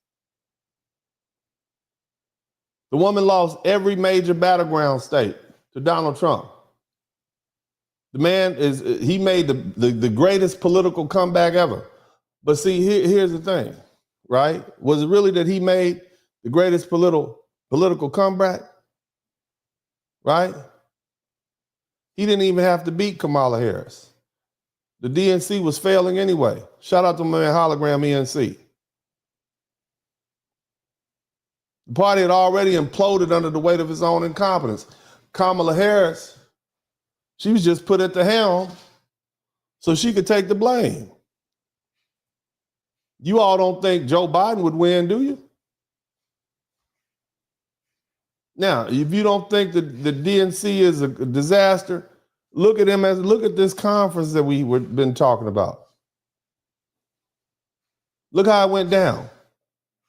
They got a whole line of black women speaking, and that's the face. You got one lady in there who said, as a black woman, I deserve your attention. Not because of what I've accomplished, merely because of my physical feature. That's about as shallow as you can get. Okay? That's that. Not because of your intelligence, not because of your qualifications, not because of your tangible accomplishments. No, simply because of your physical features. That's the equivalent of a woman walking into a bar with some big old breasts and getting angry when none of the men look her way. Maybe people are looking for more than aesthetics. Maybe voters want substance. Not just identity politics. You see?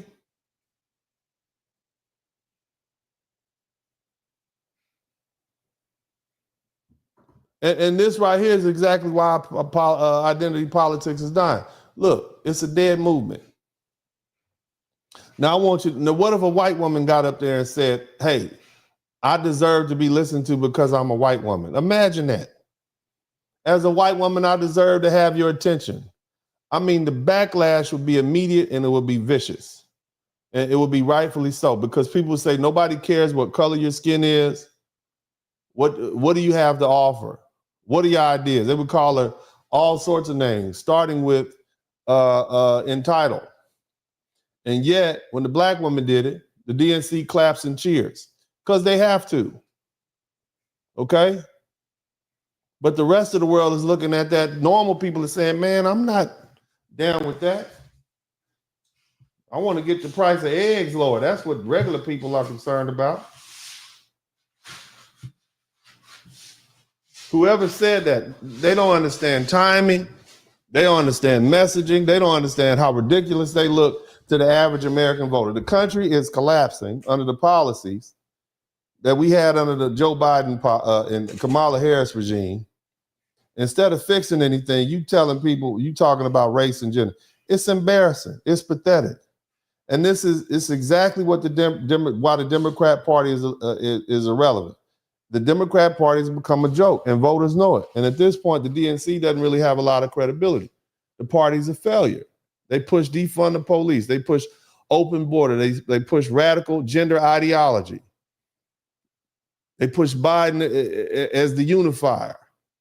And now he's the most unpopular president in modern history, a former president. And guess who's the shield? They got black leaders, men and women, being used as the final shield and the last attempt to delay to take the fall.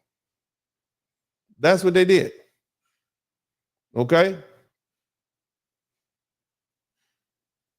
The economy matters. Crime matters. That's where we at. And when you see stuff like that, man, the constant whimpering and whining, it's embarrassing. Playing the professional victims. Woman got more eyelashes than hair on her head. You understand? And it's not like we don't have competent black women who can play leadership roles. You got women up there singing old made-up Negro spirituals. I want you sisters to recognize, black women, this is what you get. This is what you get when you get in there. Wow, she really turned an open. This is what you get. Next. next DNC chair, and I just want to give you all a little bit of something that's been on my heart stuck with the Democrats over the as far as last they're couple of concerned. days. You fight That's you. on, That's your you representation. fight on, you fight on, you fight on when you're. And brothers, you know better. Let me go back to this dude. Look, hold on. This sassy fella right here, that's your representation. You see? It's like these people wake up every day and remind themselves to be oppressed. Instead of demanding better schools, they demand affirmative action. Instead of demanding safer communities, they demand to defund the police. Instead of demanding economic opportunity, they demand handouts. All the while playing professional victims. It's a sad situation. And it's everything that our foundational Black American ancestors and our Black ancestors in general, because you got some Marcus Garveys in there too. Okay? This is everything they fought against. And yet they think this is a winning strategy. It's a clown show. It is straight up plantation politics. Y'all still with me? Hit the #1 button. And y'all make sure y'all get my likes up. This is plantation politics. Where my likes at? Let's hold off for a minute. Let me do some maintenance and upkeep. What my likes look like? Where my wrench mob at? Somebody make sure they hit the like button.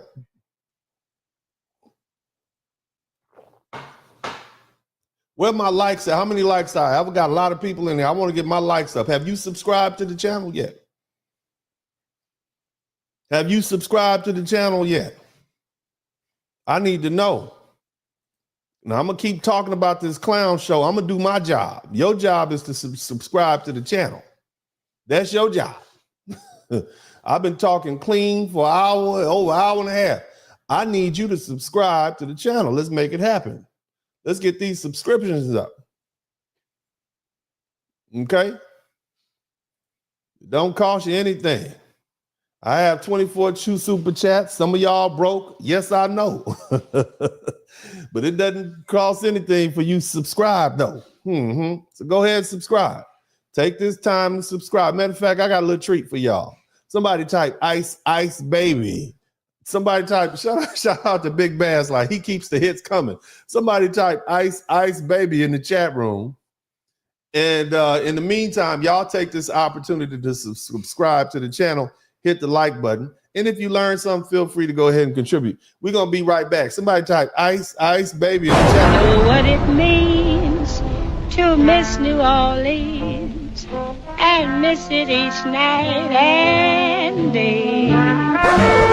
We still look at all the beautiful music that we've created. That's what's on the inside of us. We are wonderful people.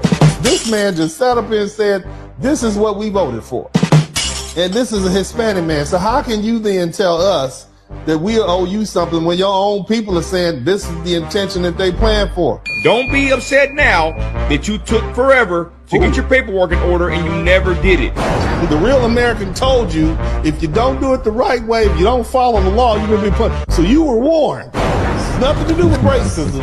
You were warned. Even still, I've yet to see any Irish or Scotsman or British people being sent back.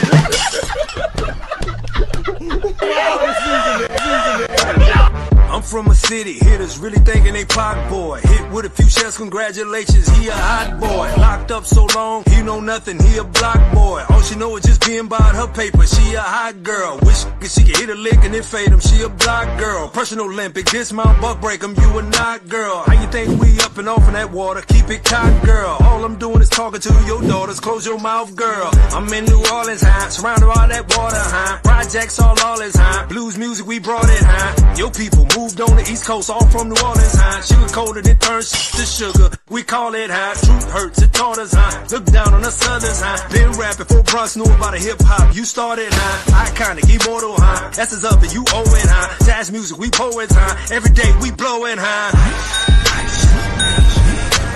Cold outside, see the kid coming.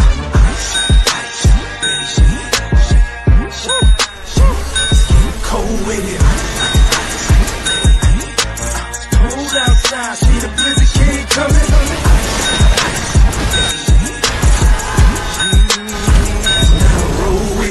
Politics, they are so cold. You voted Trump, that's a no-go. You in the dumps, take a no-dough. Don't fall asleep, sip your cocoa. They outside in a low-low, watch it ice slide, there they go. The illegal better creep slow when they jump out like the popo. Even Rome got depot. Gotta go home, not the depot. Gotta hold on, this sleep slow. You left home for the C notes. Killer squillers and the beef folks. Gotta hit them all with the Rico. So we're tired of how we know. When it's showing up, better leave, bro. Trump, you feel me? Yo, Biden forever, bro. Thank Obama for everything that he did.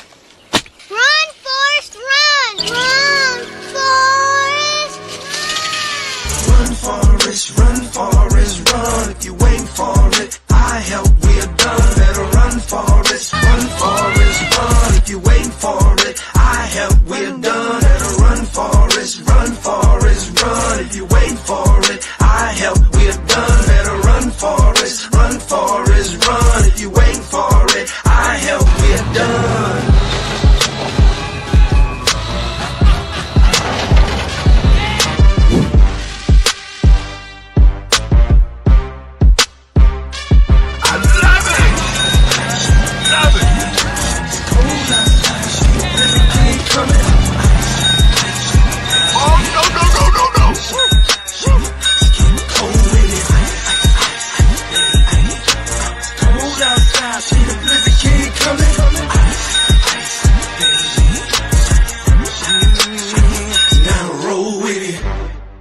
For decades, they put forth an effort to try to intimidate black people who live there and force them out the city. That's the KKK. And it took until 2011, the feds had to come in and they literally indicted over 50 members of the gang for conspiring to terrorize black people. This is in Los Angeles, California. You have another gang. Run, Forrest, run, Forrest, run. If you ain't for it, I help, we're done. Better run, Forrest, run, Forrest, run. If you ain't for it, I help, we're done. Better run, Forrest, run, Forrest, run. If you ain't for it, I help, we're done. Better run, Forrest, run, Forrest, run. If you ain't for it, I help, we're done.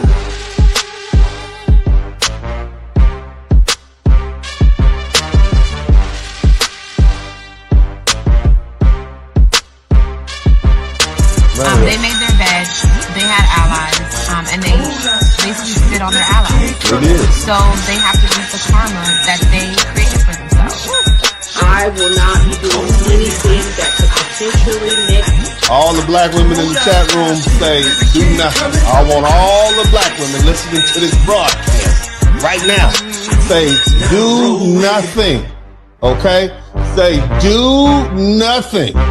That's where they're at. They are going to do nothing. Their capes are down, their feet are up.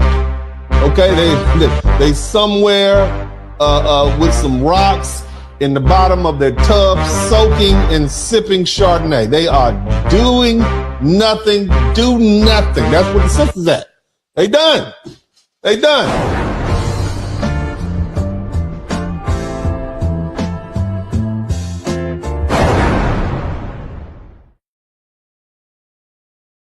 There it is. Shout out to Big Bass Light Boy. I don't know how he makes these music so cool. The man does everything. Shout out to Big Bass Light, baby. Yeah, man, do nothing. That's what I'm thinking. Look, I don't tell him what to make. I purposely stay out of his creative process. I say nothing to him. He come up with this stuff on his own. Okay, I love all the people out there, man. I want to see you do well. I'm just speaking on behalf of black men. I'm an advocate for black men, and I'm just telling you what they thinking. Now, he came up with this song called Ice Ice Baby. Okay, now I know that Vanilla Ice is, and his people might want to send me a letter. I didn't write it. I'm just playing it. Okay, I'm not taking credit for the copyright or nothing. You understand me? Nevertheless, man, that's a banging song. Shout out to the NO, baby. You heard me? What's happening? Look, we need to get these likes up now. Where were we at? We are talking about this DNC, and we got 26 super chats. Hopefully we can get to 30. That'll be purdy. You all being here. I just want to restate. We're talking about the DNC, and we're talking about this hot mess of a here at home. Okay. Party that the other, but brothers, that's your representation, right? Brothers and sisters, these two people are your representation right there. This is what's being portrayed for black folk. Okay. right here. I want you to see. This is our representation, okay? I want you to take a look. I got this old bootleg. That's us. That's who they have. Sassy black men, okay, and EJ. All right. I mean, strong, masculine looking black. This is who the Democrat Party wants for us. Nevertheless, they're still black. Okay. They're still black. And the whole world sees this Democratic Party as for what it is. And now that it's going down in flames, they put you at the helm. It's basically a clown show. Okay. You got Large Marge and Sassy Sam, okay, out here, right? And then you got this other lady over here who thinks she can sing her way to political power. That's who you got. She got up there belting out some old Negro spiritual that was somehow supposed to make people take her serious. She can't even sing that good. Let's just speak the truth. I could probably sing better than her. I feel like I can sing better. I feel like I can do better than her. Nevertheless, she can't even sing that good. What makes her think she'll be a good candidate? She got up there and started singing like it's 1845. And we had, and we just left the cotton fields, huddled around a fire in the woods somewhere. That's what she got going on. Thought she was invoking the spirit of our ancestors. But instead, she just perverted the very cause they fought for. We sang Negro spirituals because they were, number one, spiritual. Okay? They weren't out there fighting for so we could beg for scraps. They didn't fight and give their lives so we can sing for votes.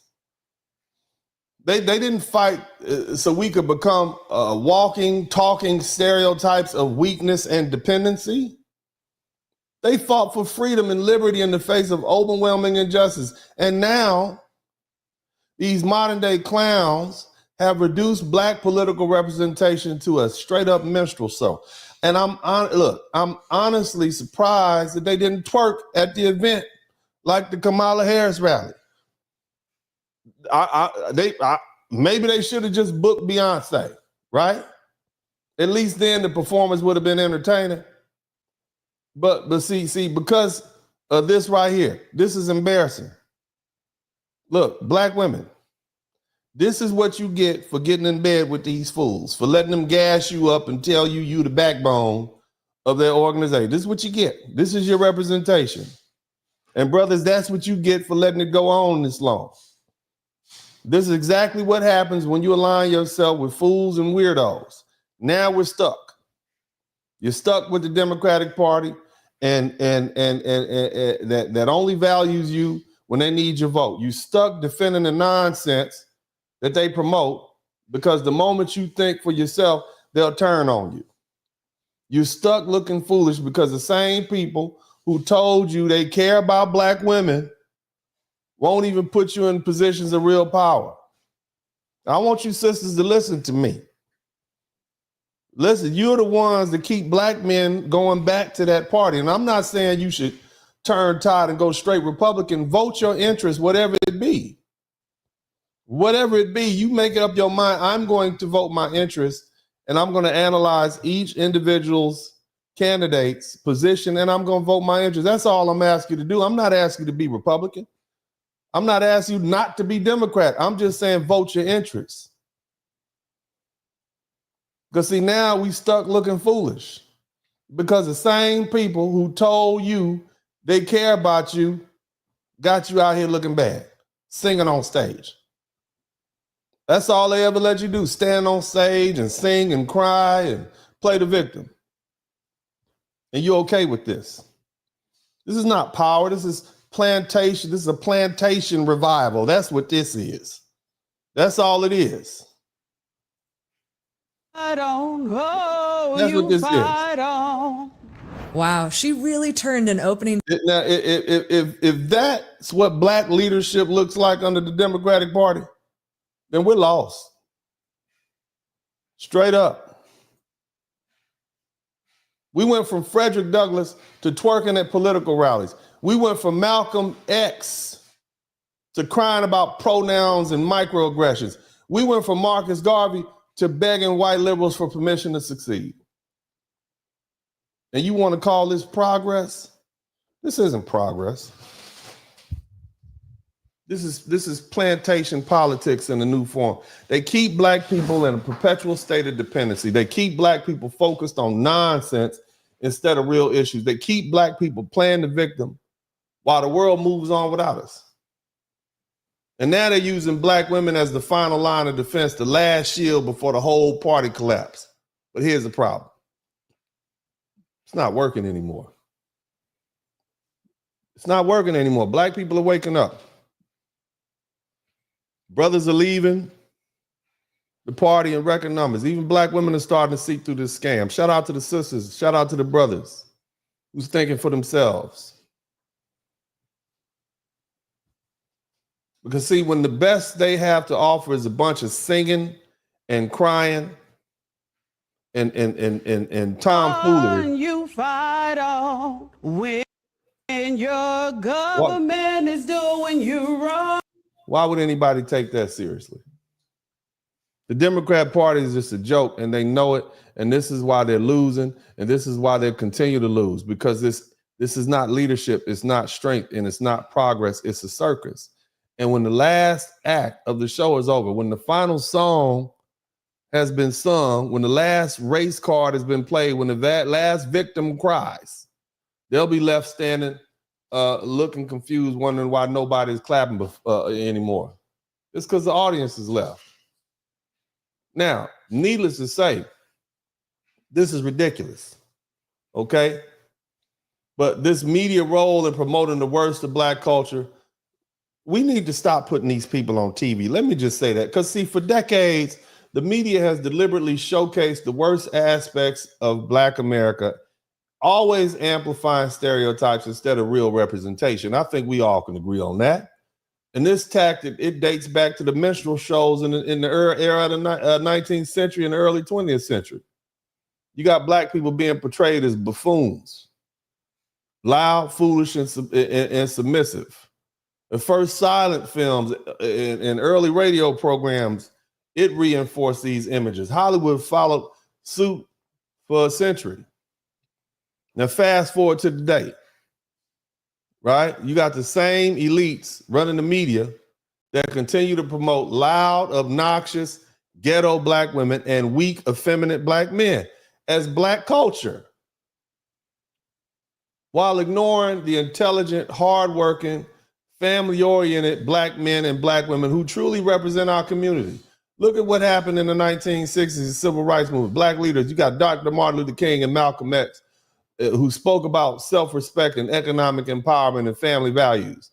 But then in the 1970s and 80s, Hollywood and the music industry pushed gang culture and hypersexuality and destructive behaviors in Black America. They did that.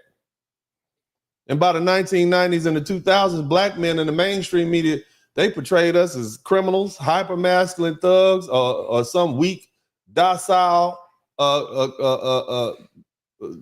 sex-starved pushover. Simp. These were not organic images, right? They were carefully curated, and they helped redefine what it means to be black. That's why I'm happy that legacy media is out the door. Now, yeah, you got black women rising through the ranks of the Democratic Party, but at what cost? Are y'all with me? Make sure, are you with me? At what cost, sisters? At what cost? Now, on behalf of the normal, we can say normal again now. On behalf of the normal, everyday black folk who aren't defined by where they place their sexual parts, right? They don't represent us.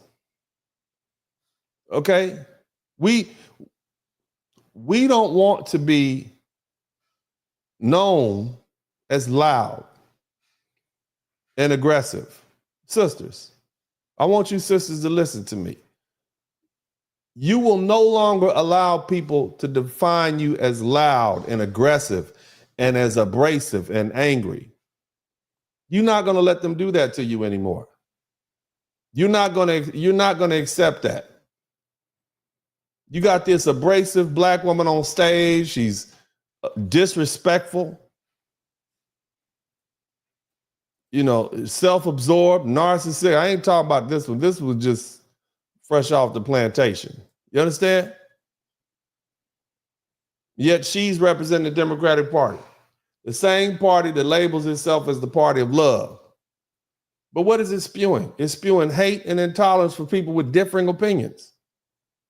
See, the Democrat Party has long exploited black women as the face of their politics, but they never give them real power. They use them as attack dogs. It's the same way they use Fannie Lewis,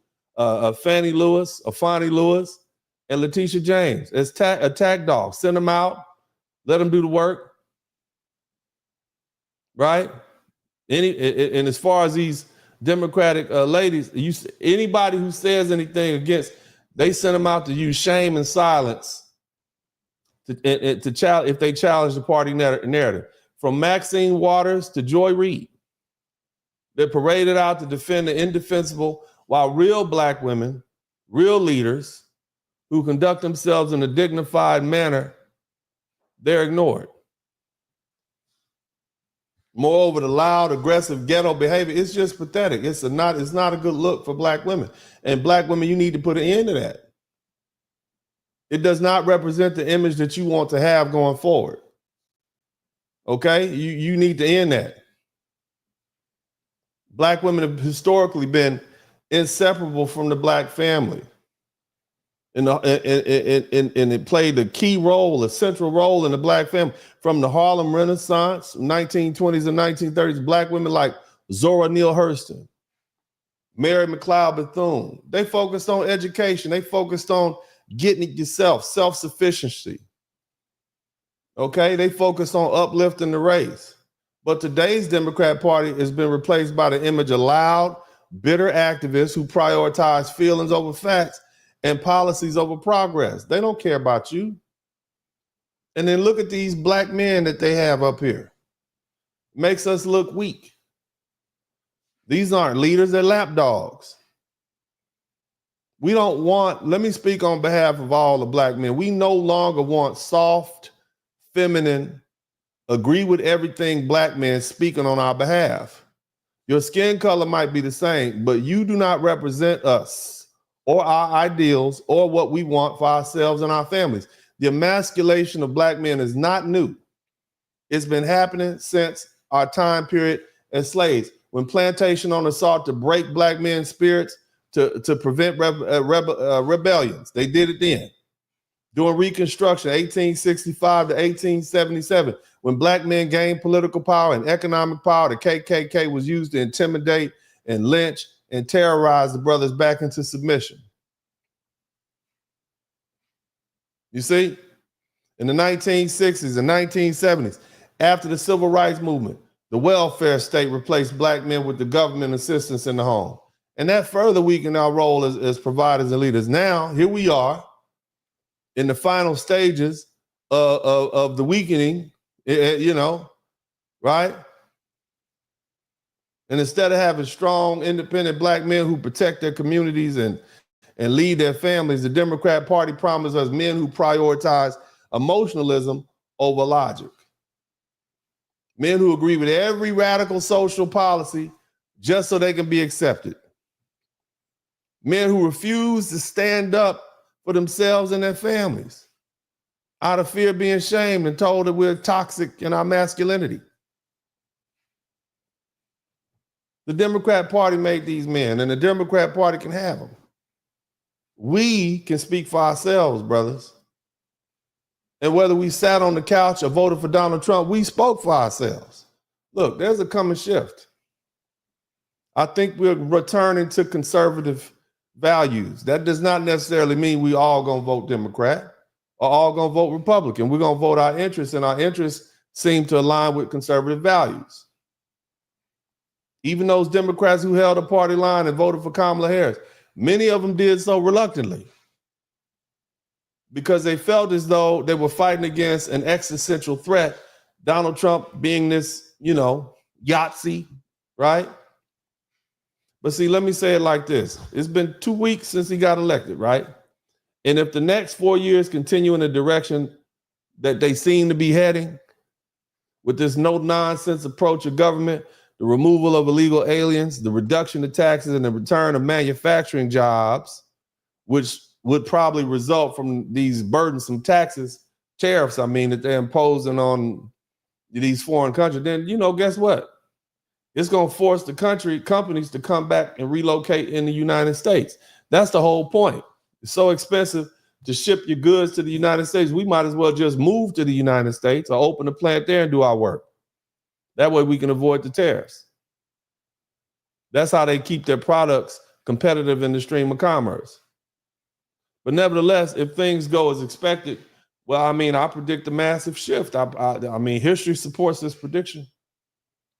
In 1870 to 1880, black voters voted Republican overwhelmingly. It was the party of Lincoln. Freedom, economic independence. 1930s, 1940s, FDR, his New Deal policies, that attracted black voters to the Democrats. They were still a minority party. Okay? 1960s, civil rights. Ironically, it passed with more Republican votes than Democratic votes. But nevertheless, it led to a permanent shift in the Democratic Party. And so by the time we get to 2016, the numbers have been shifting again. In 2020, Trump won more black male votes than any other Republican. And we thought that was a big deal. Now, in 2024, he won even more. 21%. 2020, I think, was like 12, 13%. Now it's 21%. See, there were a lot of black people who vote Republican and who vote for conservative values, which in reality is nothing more than a return to our origins. You see? Again, and I'm going to run this back to you. Y'all get my likes up. I know y'all learning something. I know you're learning something. Y'all make sure you get my likes up. And if you learn something, make sure you contribute to the super chat. We're at 26. We'd like to get to 30. If you can get there, that's cool. If not, oh well. But you're going to learn something anyway. So again, I want to state this concisely because I say it a lot and I want you to understand where I'm coming from. Historically, the Republican Party in Black America, think about this. This is a relationship. Remember, Abraham Lincoln, he represented the Republican Party. And that party at its core was founded on morality and the belief that slavery was a stain on the nation and it needed to be abolished. The first 23 black congressmen and senators were all Republican. Frederick Douglass, right, was a proud Republican, and he advocated for self-reliance and black independence. The Civil Rights Act of 1964 was passed with over 80% of the Republican votes in Congress, while many of the Southern Democrats opposed it. You understand? This is 1964. Some of y'all listening were alive then, so you know. So even on its premise, the Republican Party was founded on doing the right thing by black folks. And if history is any indication, it looks like Black America is finally marching its way back home. Now, look, I want to wrap something up here, but I gotta make sure you understand this. The future, look, this loud, radical, emotional, activist type stuff, these people who claim to speak for us, we reject them. We reject the ghetto caricatures of black identity. The Democrat Party that uses black women as attack dogs while offering them no real power, we reject that. We reject weak, submissive, effeminate black men who cry all over the TV, men who refuse to stand up for their families and communities. We reject that. The tide is turning. And in 2024, the Democratic Party felt that because Black America is waking up and it's time, and then we're not coming back this time. What you see happening is an exit of decent, normal black people. Okay, that's what you see happen. decent, regular. Somebody type regular in the chat room. Regular, normal black people are exiting the Democratic Party. That's what you see happening. And there's nothing wrong with that. Now, again, you know, we're talking about Democrats putting black people in the positions of power and making them the faces of failure, not even real power. That's kind of what we hit on. But I want to take the opportunity right now to give a big shout out to everybody who contributed to the Super Chat, the Cash App, and the PayPal. I want to do that right now before I forget. So let's go ahead and shout out to my man Depressed. Thank you for the $5 super sticker. Shout out to Black Sand. Thank you for the $1.99. Barry Little said, this is why serious black candidates like Greg Marcel Dixon can't get elected. Thank you so much, fam. I appreciate it. We try to get to 30. We still stuck at 26. We got 26 super chats, man. I've been spitting this hot flame to y'all for the past 2 hours, man. 26 super chats. Y'all can do better than that, man. Let's try to get to 28 or 29, even if we don't get to 30. All right, 29 will be fine. Let's see if we can get to 29. Shout out to my man Barry Little. Thank you so much, fam. I think I got you in here already. My man Prime 1, then it's the FBA Grassroots Movement Media crashed the damn Tethers Media, while folks know the difference in our history worldwide. Yeah, and we don't want to disrespect all our immigrant brothers and sisters. I think the word tether is people who actually cause harm. They come to America and they actually cause harm to Black Americans and our purpose and our cause, you see. And that is to make sure that we have independent voices and we're strong and unified. So we don't need folk coming over here causing division. So tether does not apply to all of our Black brothers and sisters who are of African descent or Africans or from the Caribbean. But we do need to distinguish between what is a foundational Black American and people who may be from another country, like, you know, Trinidad, Jamaica, the Bahamas, Nigeria, Congo, et cetera, et cetera. So, you know, it's good. You got your flags and we got ours. You have your identities and we have ours. Nothing wrong with that. Shout out to my man, TJ Patterson. He said $10 super chat. All right, we got 28 in the chat room. All we need is one more and we'll be at 29. That'll be live anyway. TJ Patterson, good looking out. He says, and thank you so much. And Alonzo Dunn, the Dems are ran their course. If the Republicans are plantation owners, the Dems are slave catchers. Yeah, man, it's like, damn, you know, but again, vote your interest. I want you guys to understand when I say vote your interest, I mean vote your interest. I'm not telling you to run over to the Republican Party. I'm telling you, if there's a candidate over there and what he's doing or she's doing aligns with your interests, you should vote for that person. Same with the Democrat Party.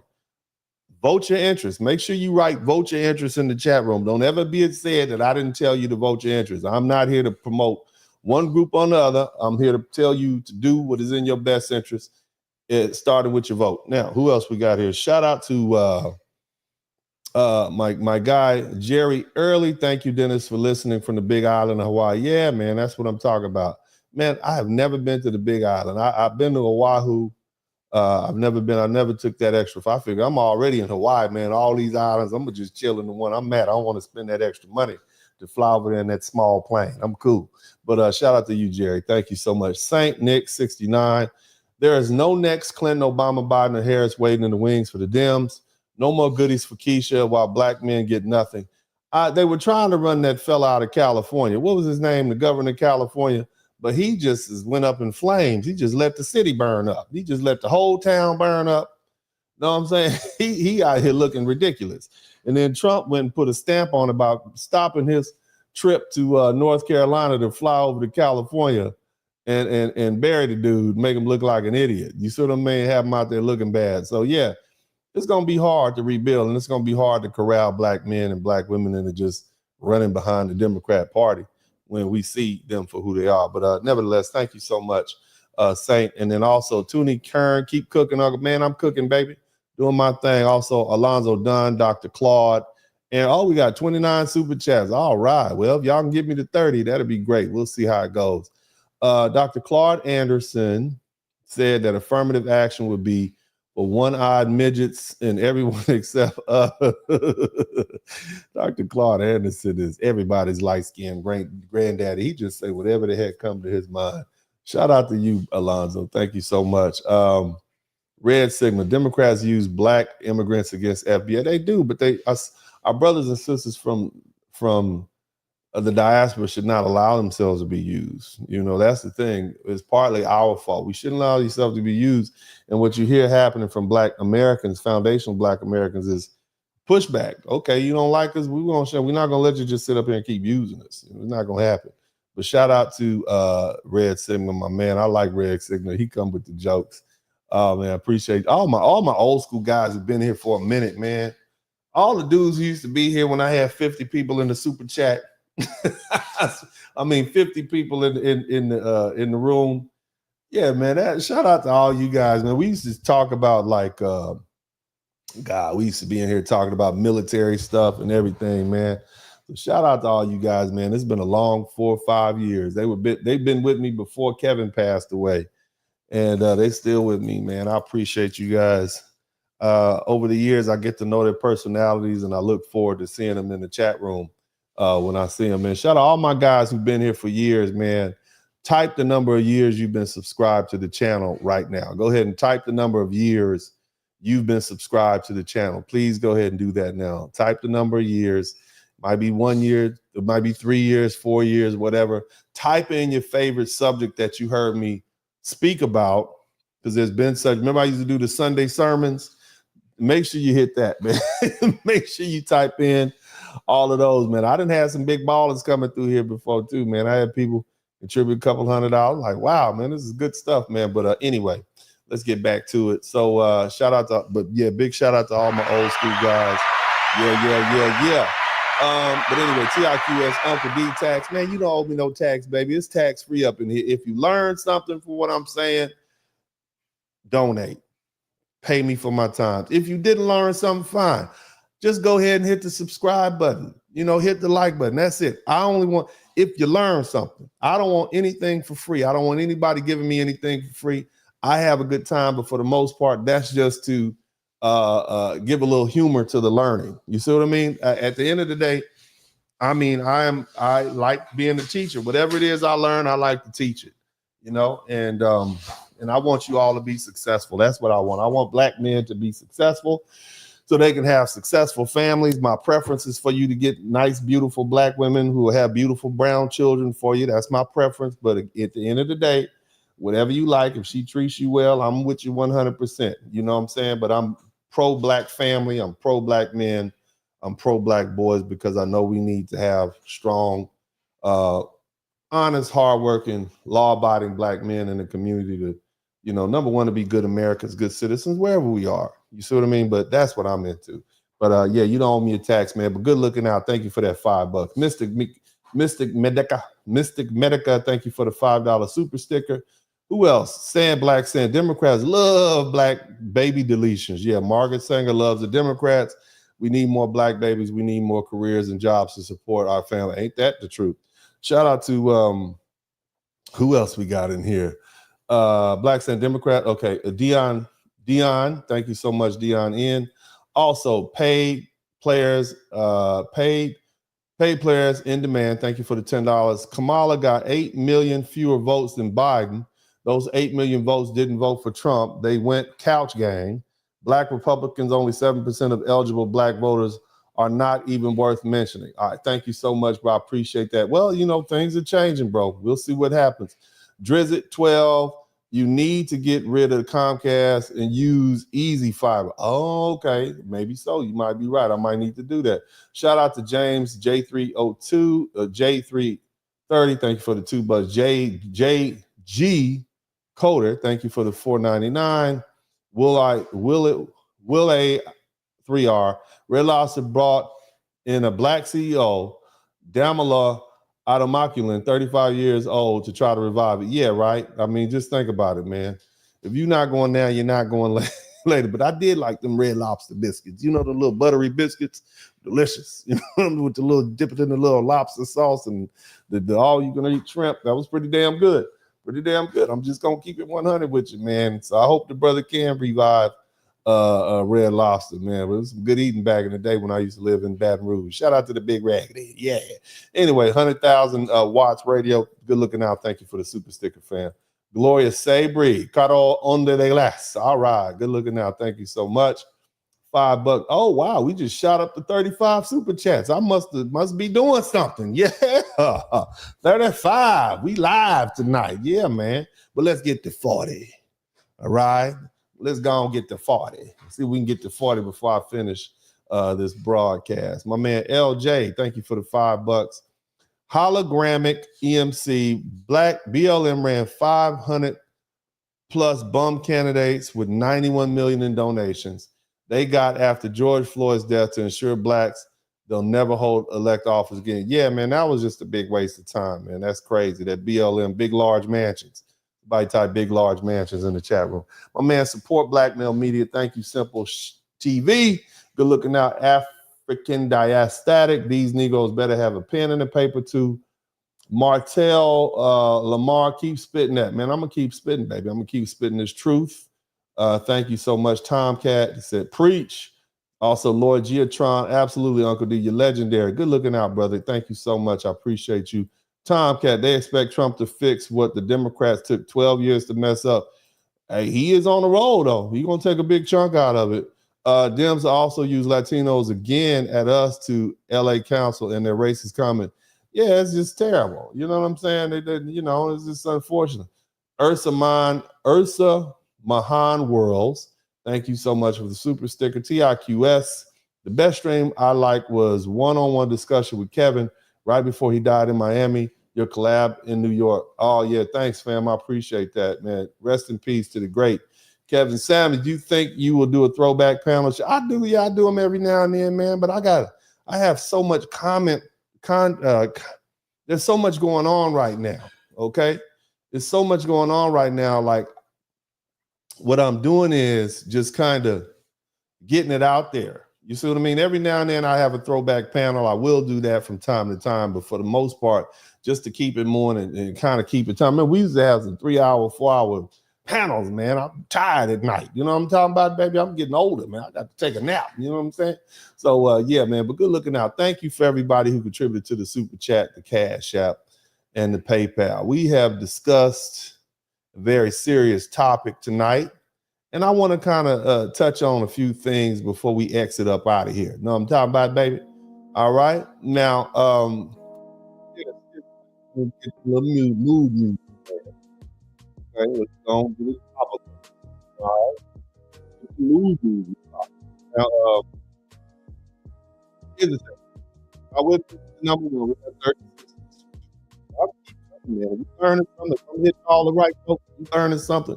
Keep on contributing, man. But here's the thing, man. Only if you learn something, though. Now, shout out to everybody who contributed. Appreciate y'all.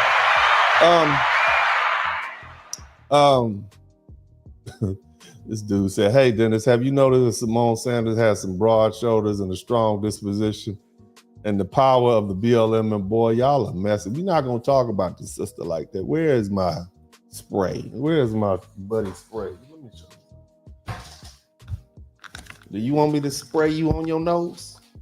You will not be up in here disrespecting our African queens like that. Okay, I will spray you. Okay, you will get sprayed. Cut it out. We're gonna be nice. She does not have big shoulders. She do look a little like EJ, Magic Johnson's son. I'm just saying there's a striking similarity, but nevertheless, not gonna go there. Now, that being the case, as I said earlier, well, let me just say it like this: enough is enough. For far too long, the Democratic Party has dangled the legacy of our ancestors in front of us like some sort of cheap political trick. They use the blood, the sweat, and the sacrifices that Black people fought for to try to get some real freedom to push an agenda that has nothing to do with us. They always invoked in Dr. Martin Luther King's name. Did you notice that? But see, the thing is, let me tell you something. Decent Black men and women are waking up, and that's a good thing. Because as we do, we're realizing that the Democrat Party no longer serves our interests. They don't care about Black economic empowerment. They damn sure don't care about black family values, do they? Okay, they don't care about our communities. They don't care about them being overrun. They don't care about failing schools, and they don't care about illegal immigration. They actually want those folk to come in and replace us. Yet, every election cycle, they drag out the same tired talking points, the same phony promises, and worst of all, they drag out these black activists and preachers and politicians to come again, once again, and try to sell us a dream that never comes true. And to the black men and the black women who sell us out for the Democratic platform, I have a question for you all, a simple question. Why? Why do you allow the Democratic Party to use you as pawns to push an agenda that has nothing to do with our normal, everyday black folks and what we need? Let's keep it a buck. Let's be honest. Let's keep it real, as we used to say. The modern Democratic Party platform has nothing to do with black progress. It's about putting privileged, weak men from WASP families in dresses and forcing us to call them women. That's what it's about. It's about making sure illegal immigrants flood this country in record numbers, only for them to come here and practice the same anti-black racism that we fought against right here for centuries. Shout out to my man, CJ the Enforcer. Good looking out, brother. Thank you for that super chat. That's what they're about, though. Shout out to my man Nerd and FDNYY. We might get to 40. That'll be outstanding. But let me get back to what I'm trying to say. Let me tell you this. That's what they're about. They're about men in dresses. They're about flooding the community with illegal immigrants who don't like us per se. And yet some of you black men and some of you black women stand on stage and you invoke the spirit of Harriet Tubman and Frederick Douglass and Malcolm X only to push policies that undermine everything our ancestors fought for. Look, man, shame on you. Our ancestors didn't die for this nonsense. Our ancestors fought and died for freedom, not dependence. They fought for their families, not for fatherless homes. They fought for ownership, not government welfare. Shout out to Lord Jiggatron. Welcome back to the membership. Equality is what they wanted, not manufactured oppression and narratives. But the Democrat Party has perverted the legacy beyond even recognition. Shout out to my man Alonzo Dunn. I mean, I want you to think about it. Do you really think Frederick Douglass fought against slavery so that a confused, rich white boy can wear lipstick and play in women's sports? I mean, do you think that? Do you think the Tuskegee Airmen risked their lives so that black communities could be overrun by foreign nationals who refuse to hire us, but will open up businesses in our neighborhoods? Do you think that Rosa Parks sat on the back of the bus so the black men could be replaced by drag queens reading stories to children in public schools? Nah, they didn't. And I can speak on behalf of our people, and I know they didn't. The Democratic Party is a fraud.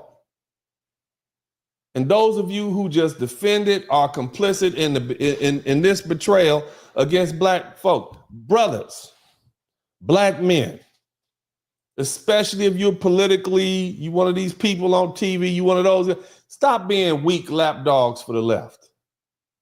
Black men, stand up. Stop letting the Democrat Party emasculate you and pacify you and strip you of your leadership. They want you to be docile. They want you to be obedient. They want you to be soft. They don't want you to help us build wealth. They don't want you to set up policies that help form good families. They don't even want you thinking for yourself. They want you to be their sidekick to their political agenda and just back up every ridiculous policy they push, no matter how destructive it is to our people. You brothers need to stand up if you're in that party. Now, black women, stop. Look, I love you, okay? But you gotta let me talk to you. Like, stop selling your dignity for political acceptance. And I say that with love. And I'm gonna say it again. Stop letting the Democrat Party use you as attack dogs for an agenda that doesn't serve you or us as a group. They only bring you out when they need you. They bring you out to yell at black men and call us useless. That's when they bring you out. They bring you out to defend policies that keep you single and dependent on the government. That's when they bring you out. To shame anyone who dares to challenge the Democratic narrative. They use you, sister. But where has that gotten you? Higher rates of depression, broken families, a government that treats you like a disposable vote rather than women of value.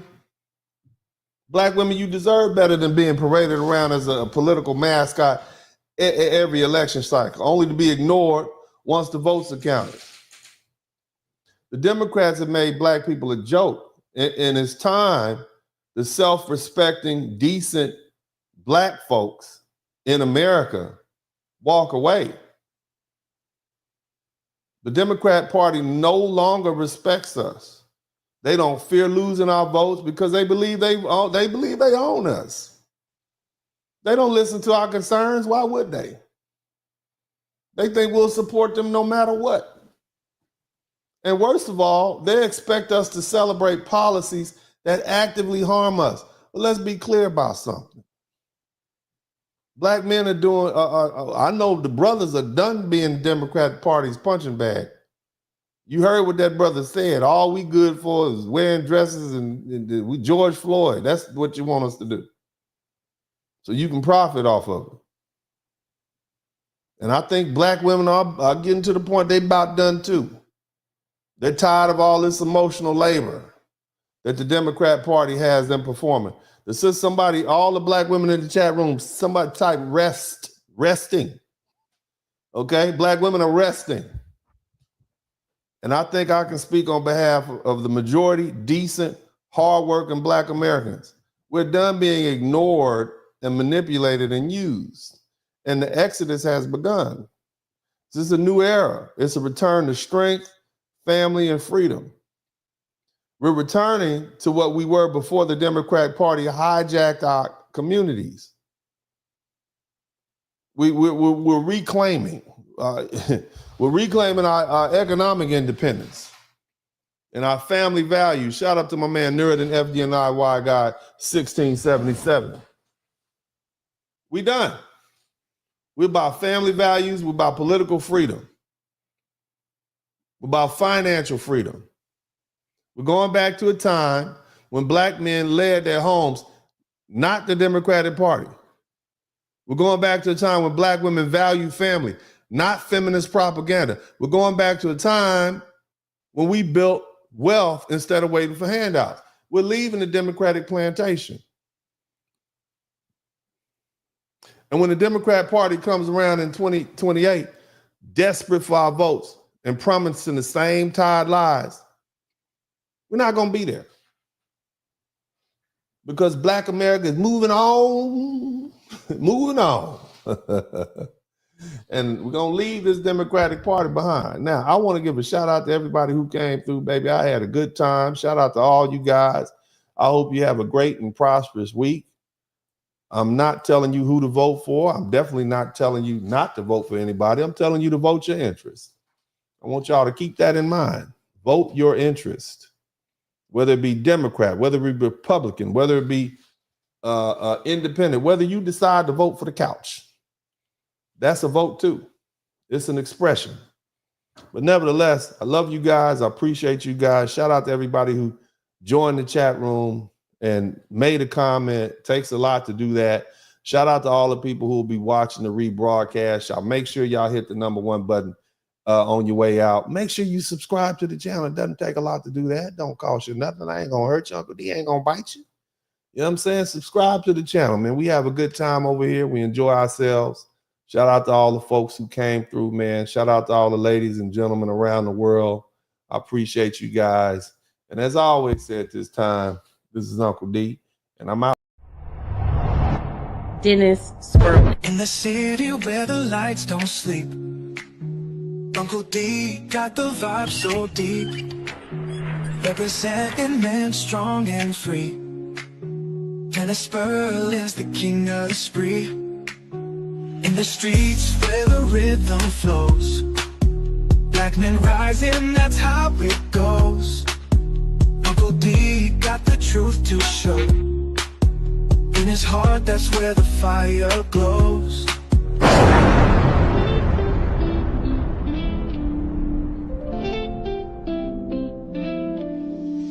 Late night tuning, light up the stream. Dennis Spurling, wisdom gleam. Voices whisper truth and insight. In his podcast, feel the light. Harmony in every word. Truth and laughter you've heard. Well, that's all right. Wave after wave of smooth delight. Dennis brings the dark to light. That's the blizzard, baby! Share the tales unfold. Stories warm like morning gold. Feeling the wisdom is building. Subscribing like time after time. Black men, black men, black men. I want to salute you. Your incarceration rate is down. The education rate is up. We up. We went from. We are doing great for ourselves. So you should salute yourself. Shout out to all the brothers out there, whether you're a truck driver or an engineer, whether you're an electrician or garbage man, a doctor, a lawyer, if you a hard-working brother, if you fresh out the penitentiary, but you on your grind and you doing it legal and you trying to make amends for yourself, man, I salute you too, brothers. God bless you. This is Uncle D, and you know, I'm out.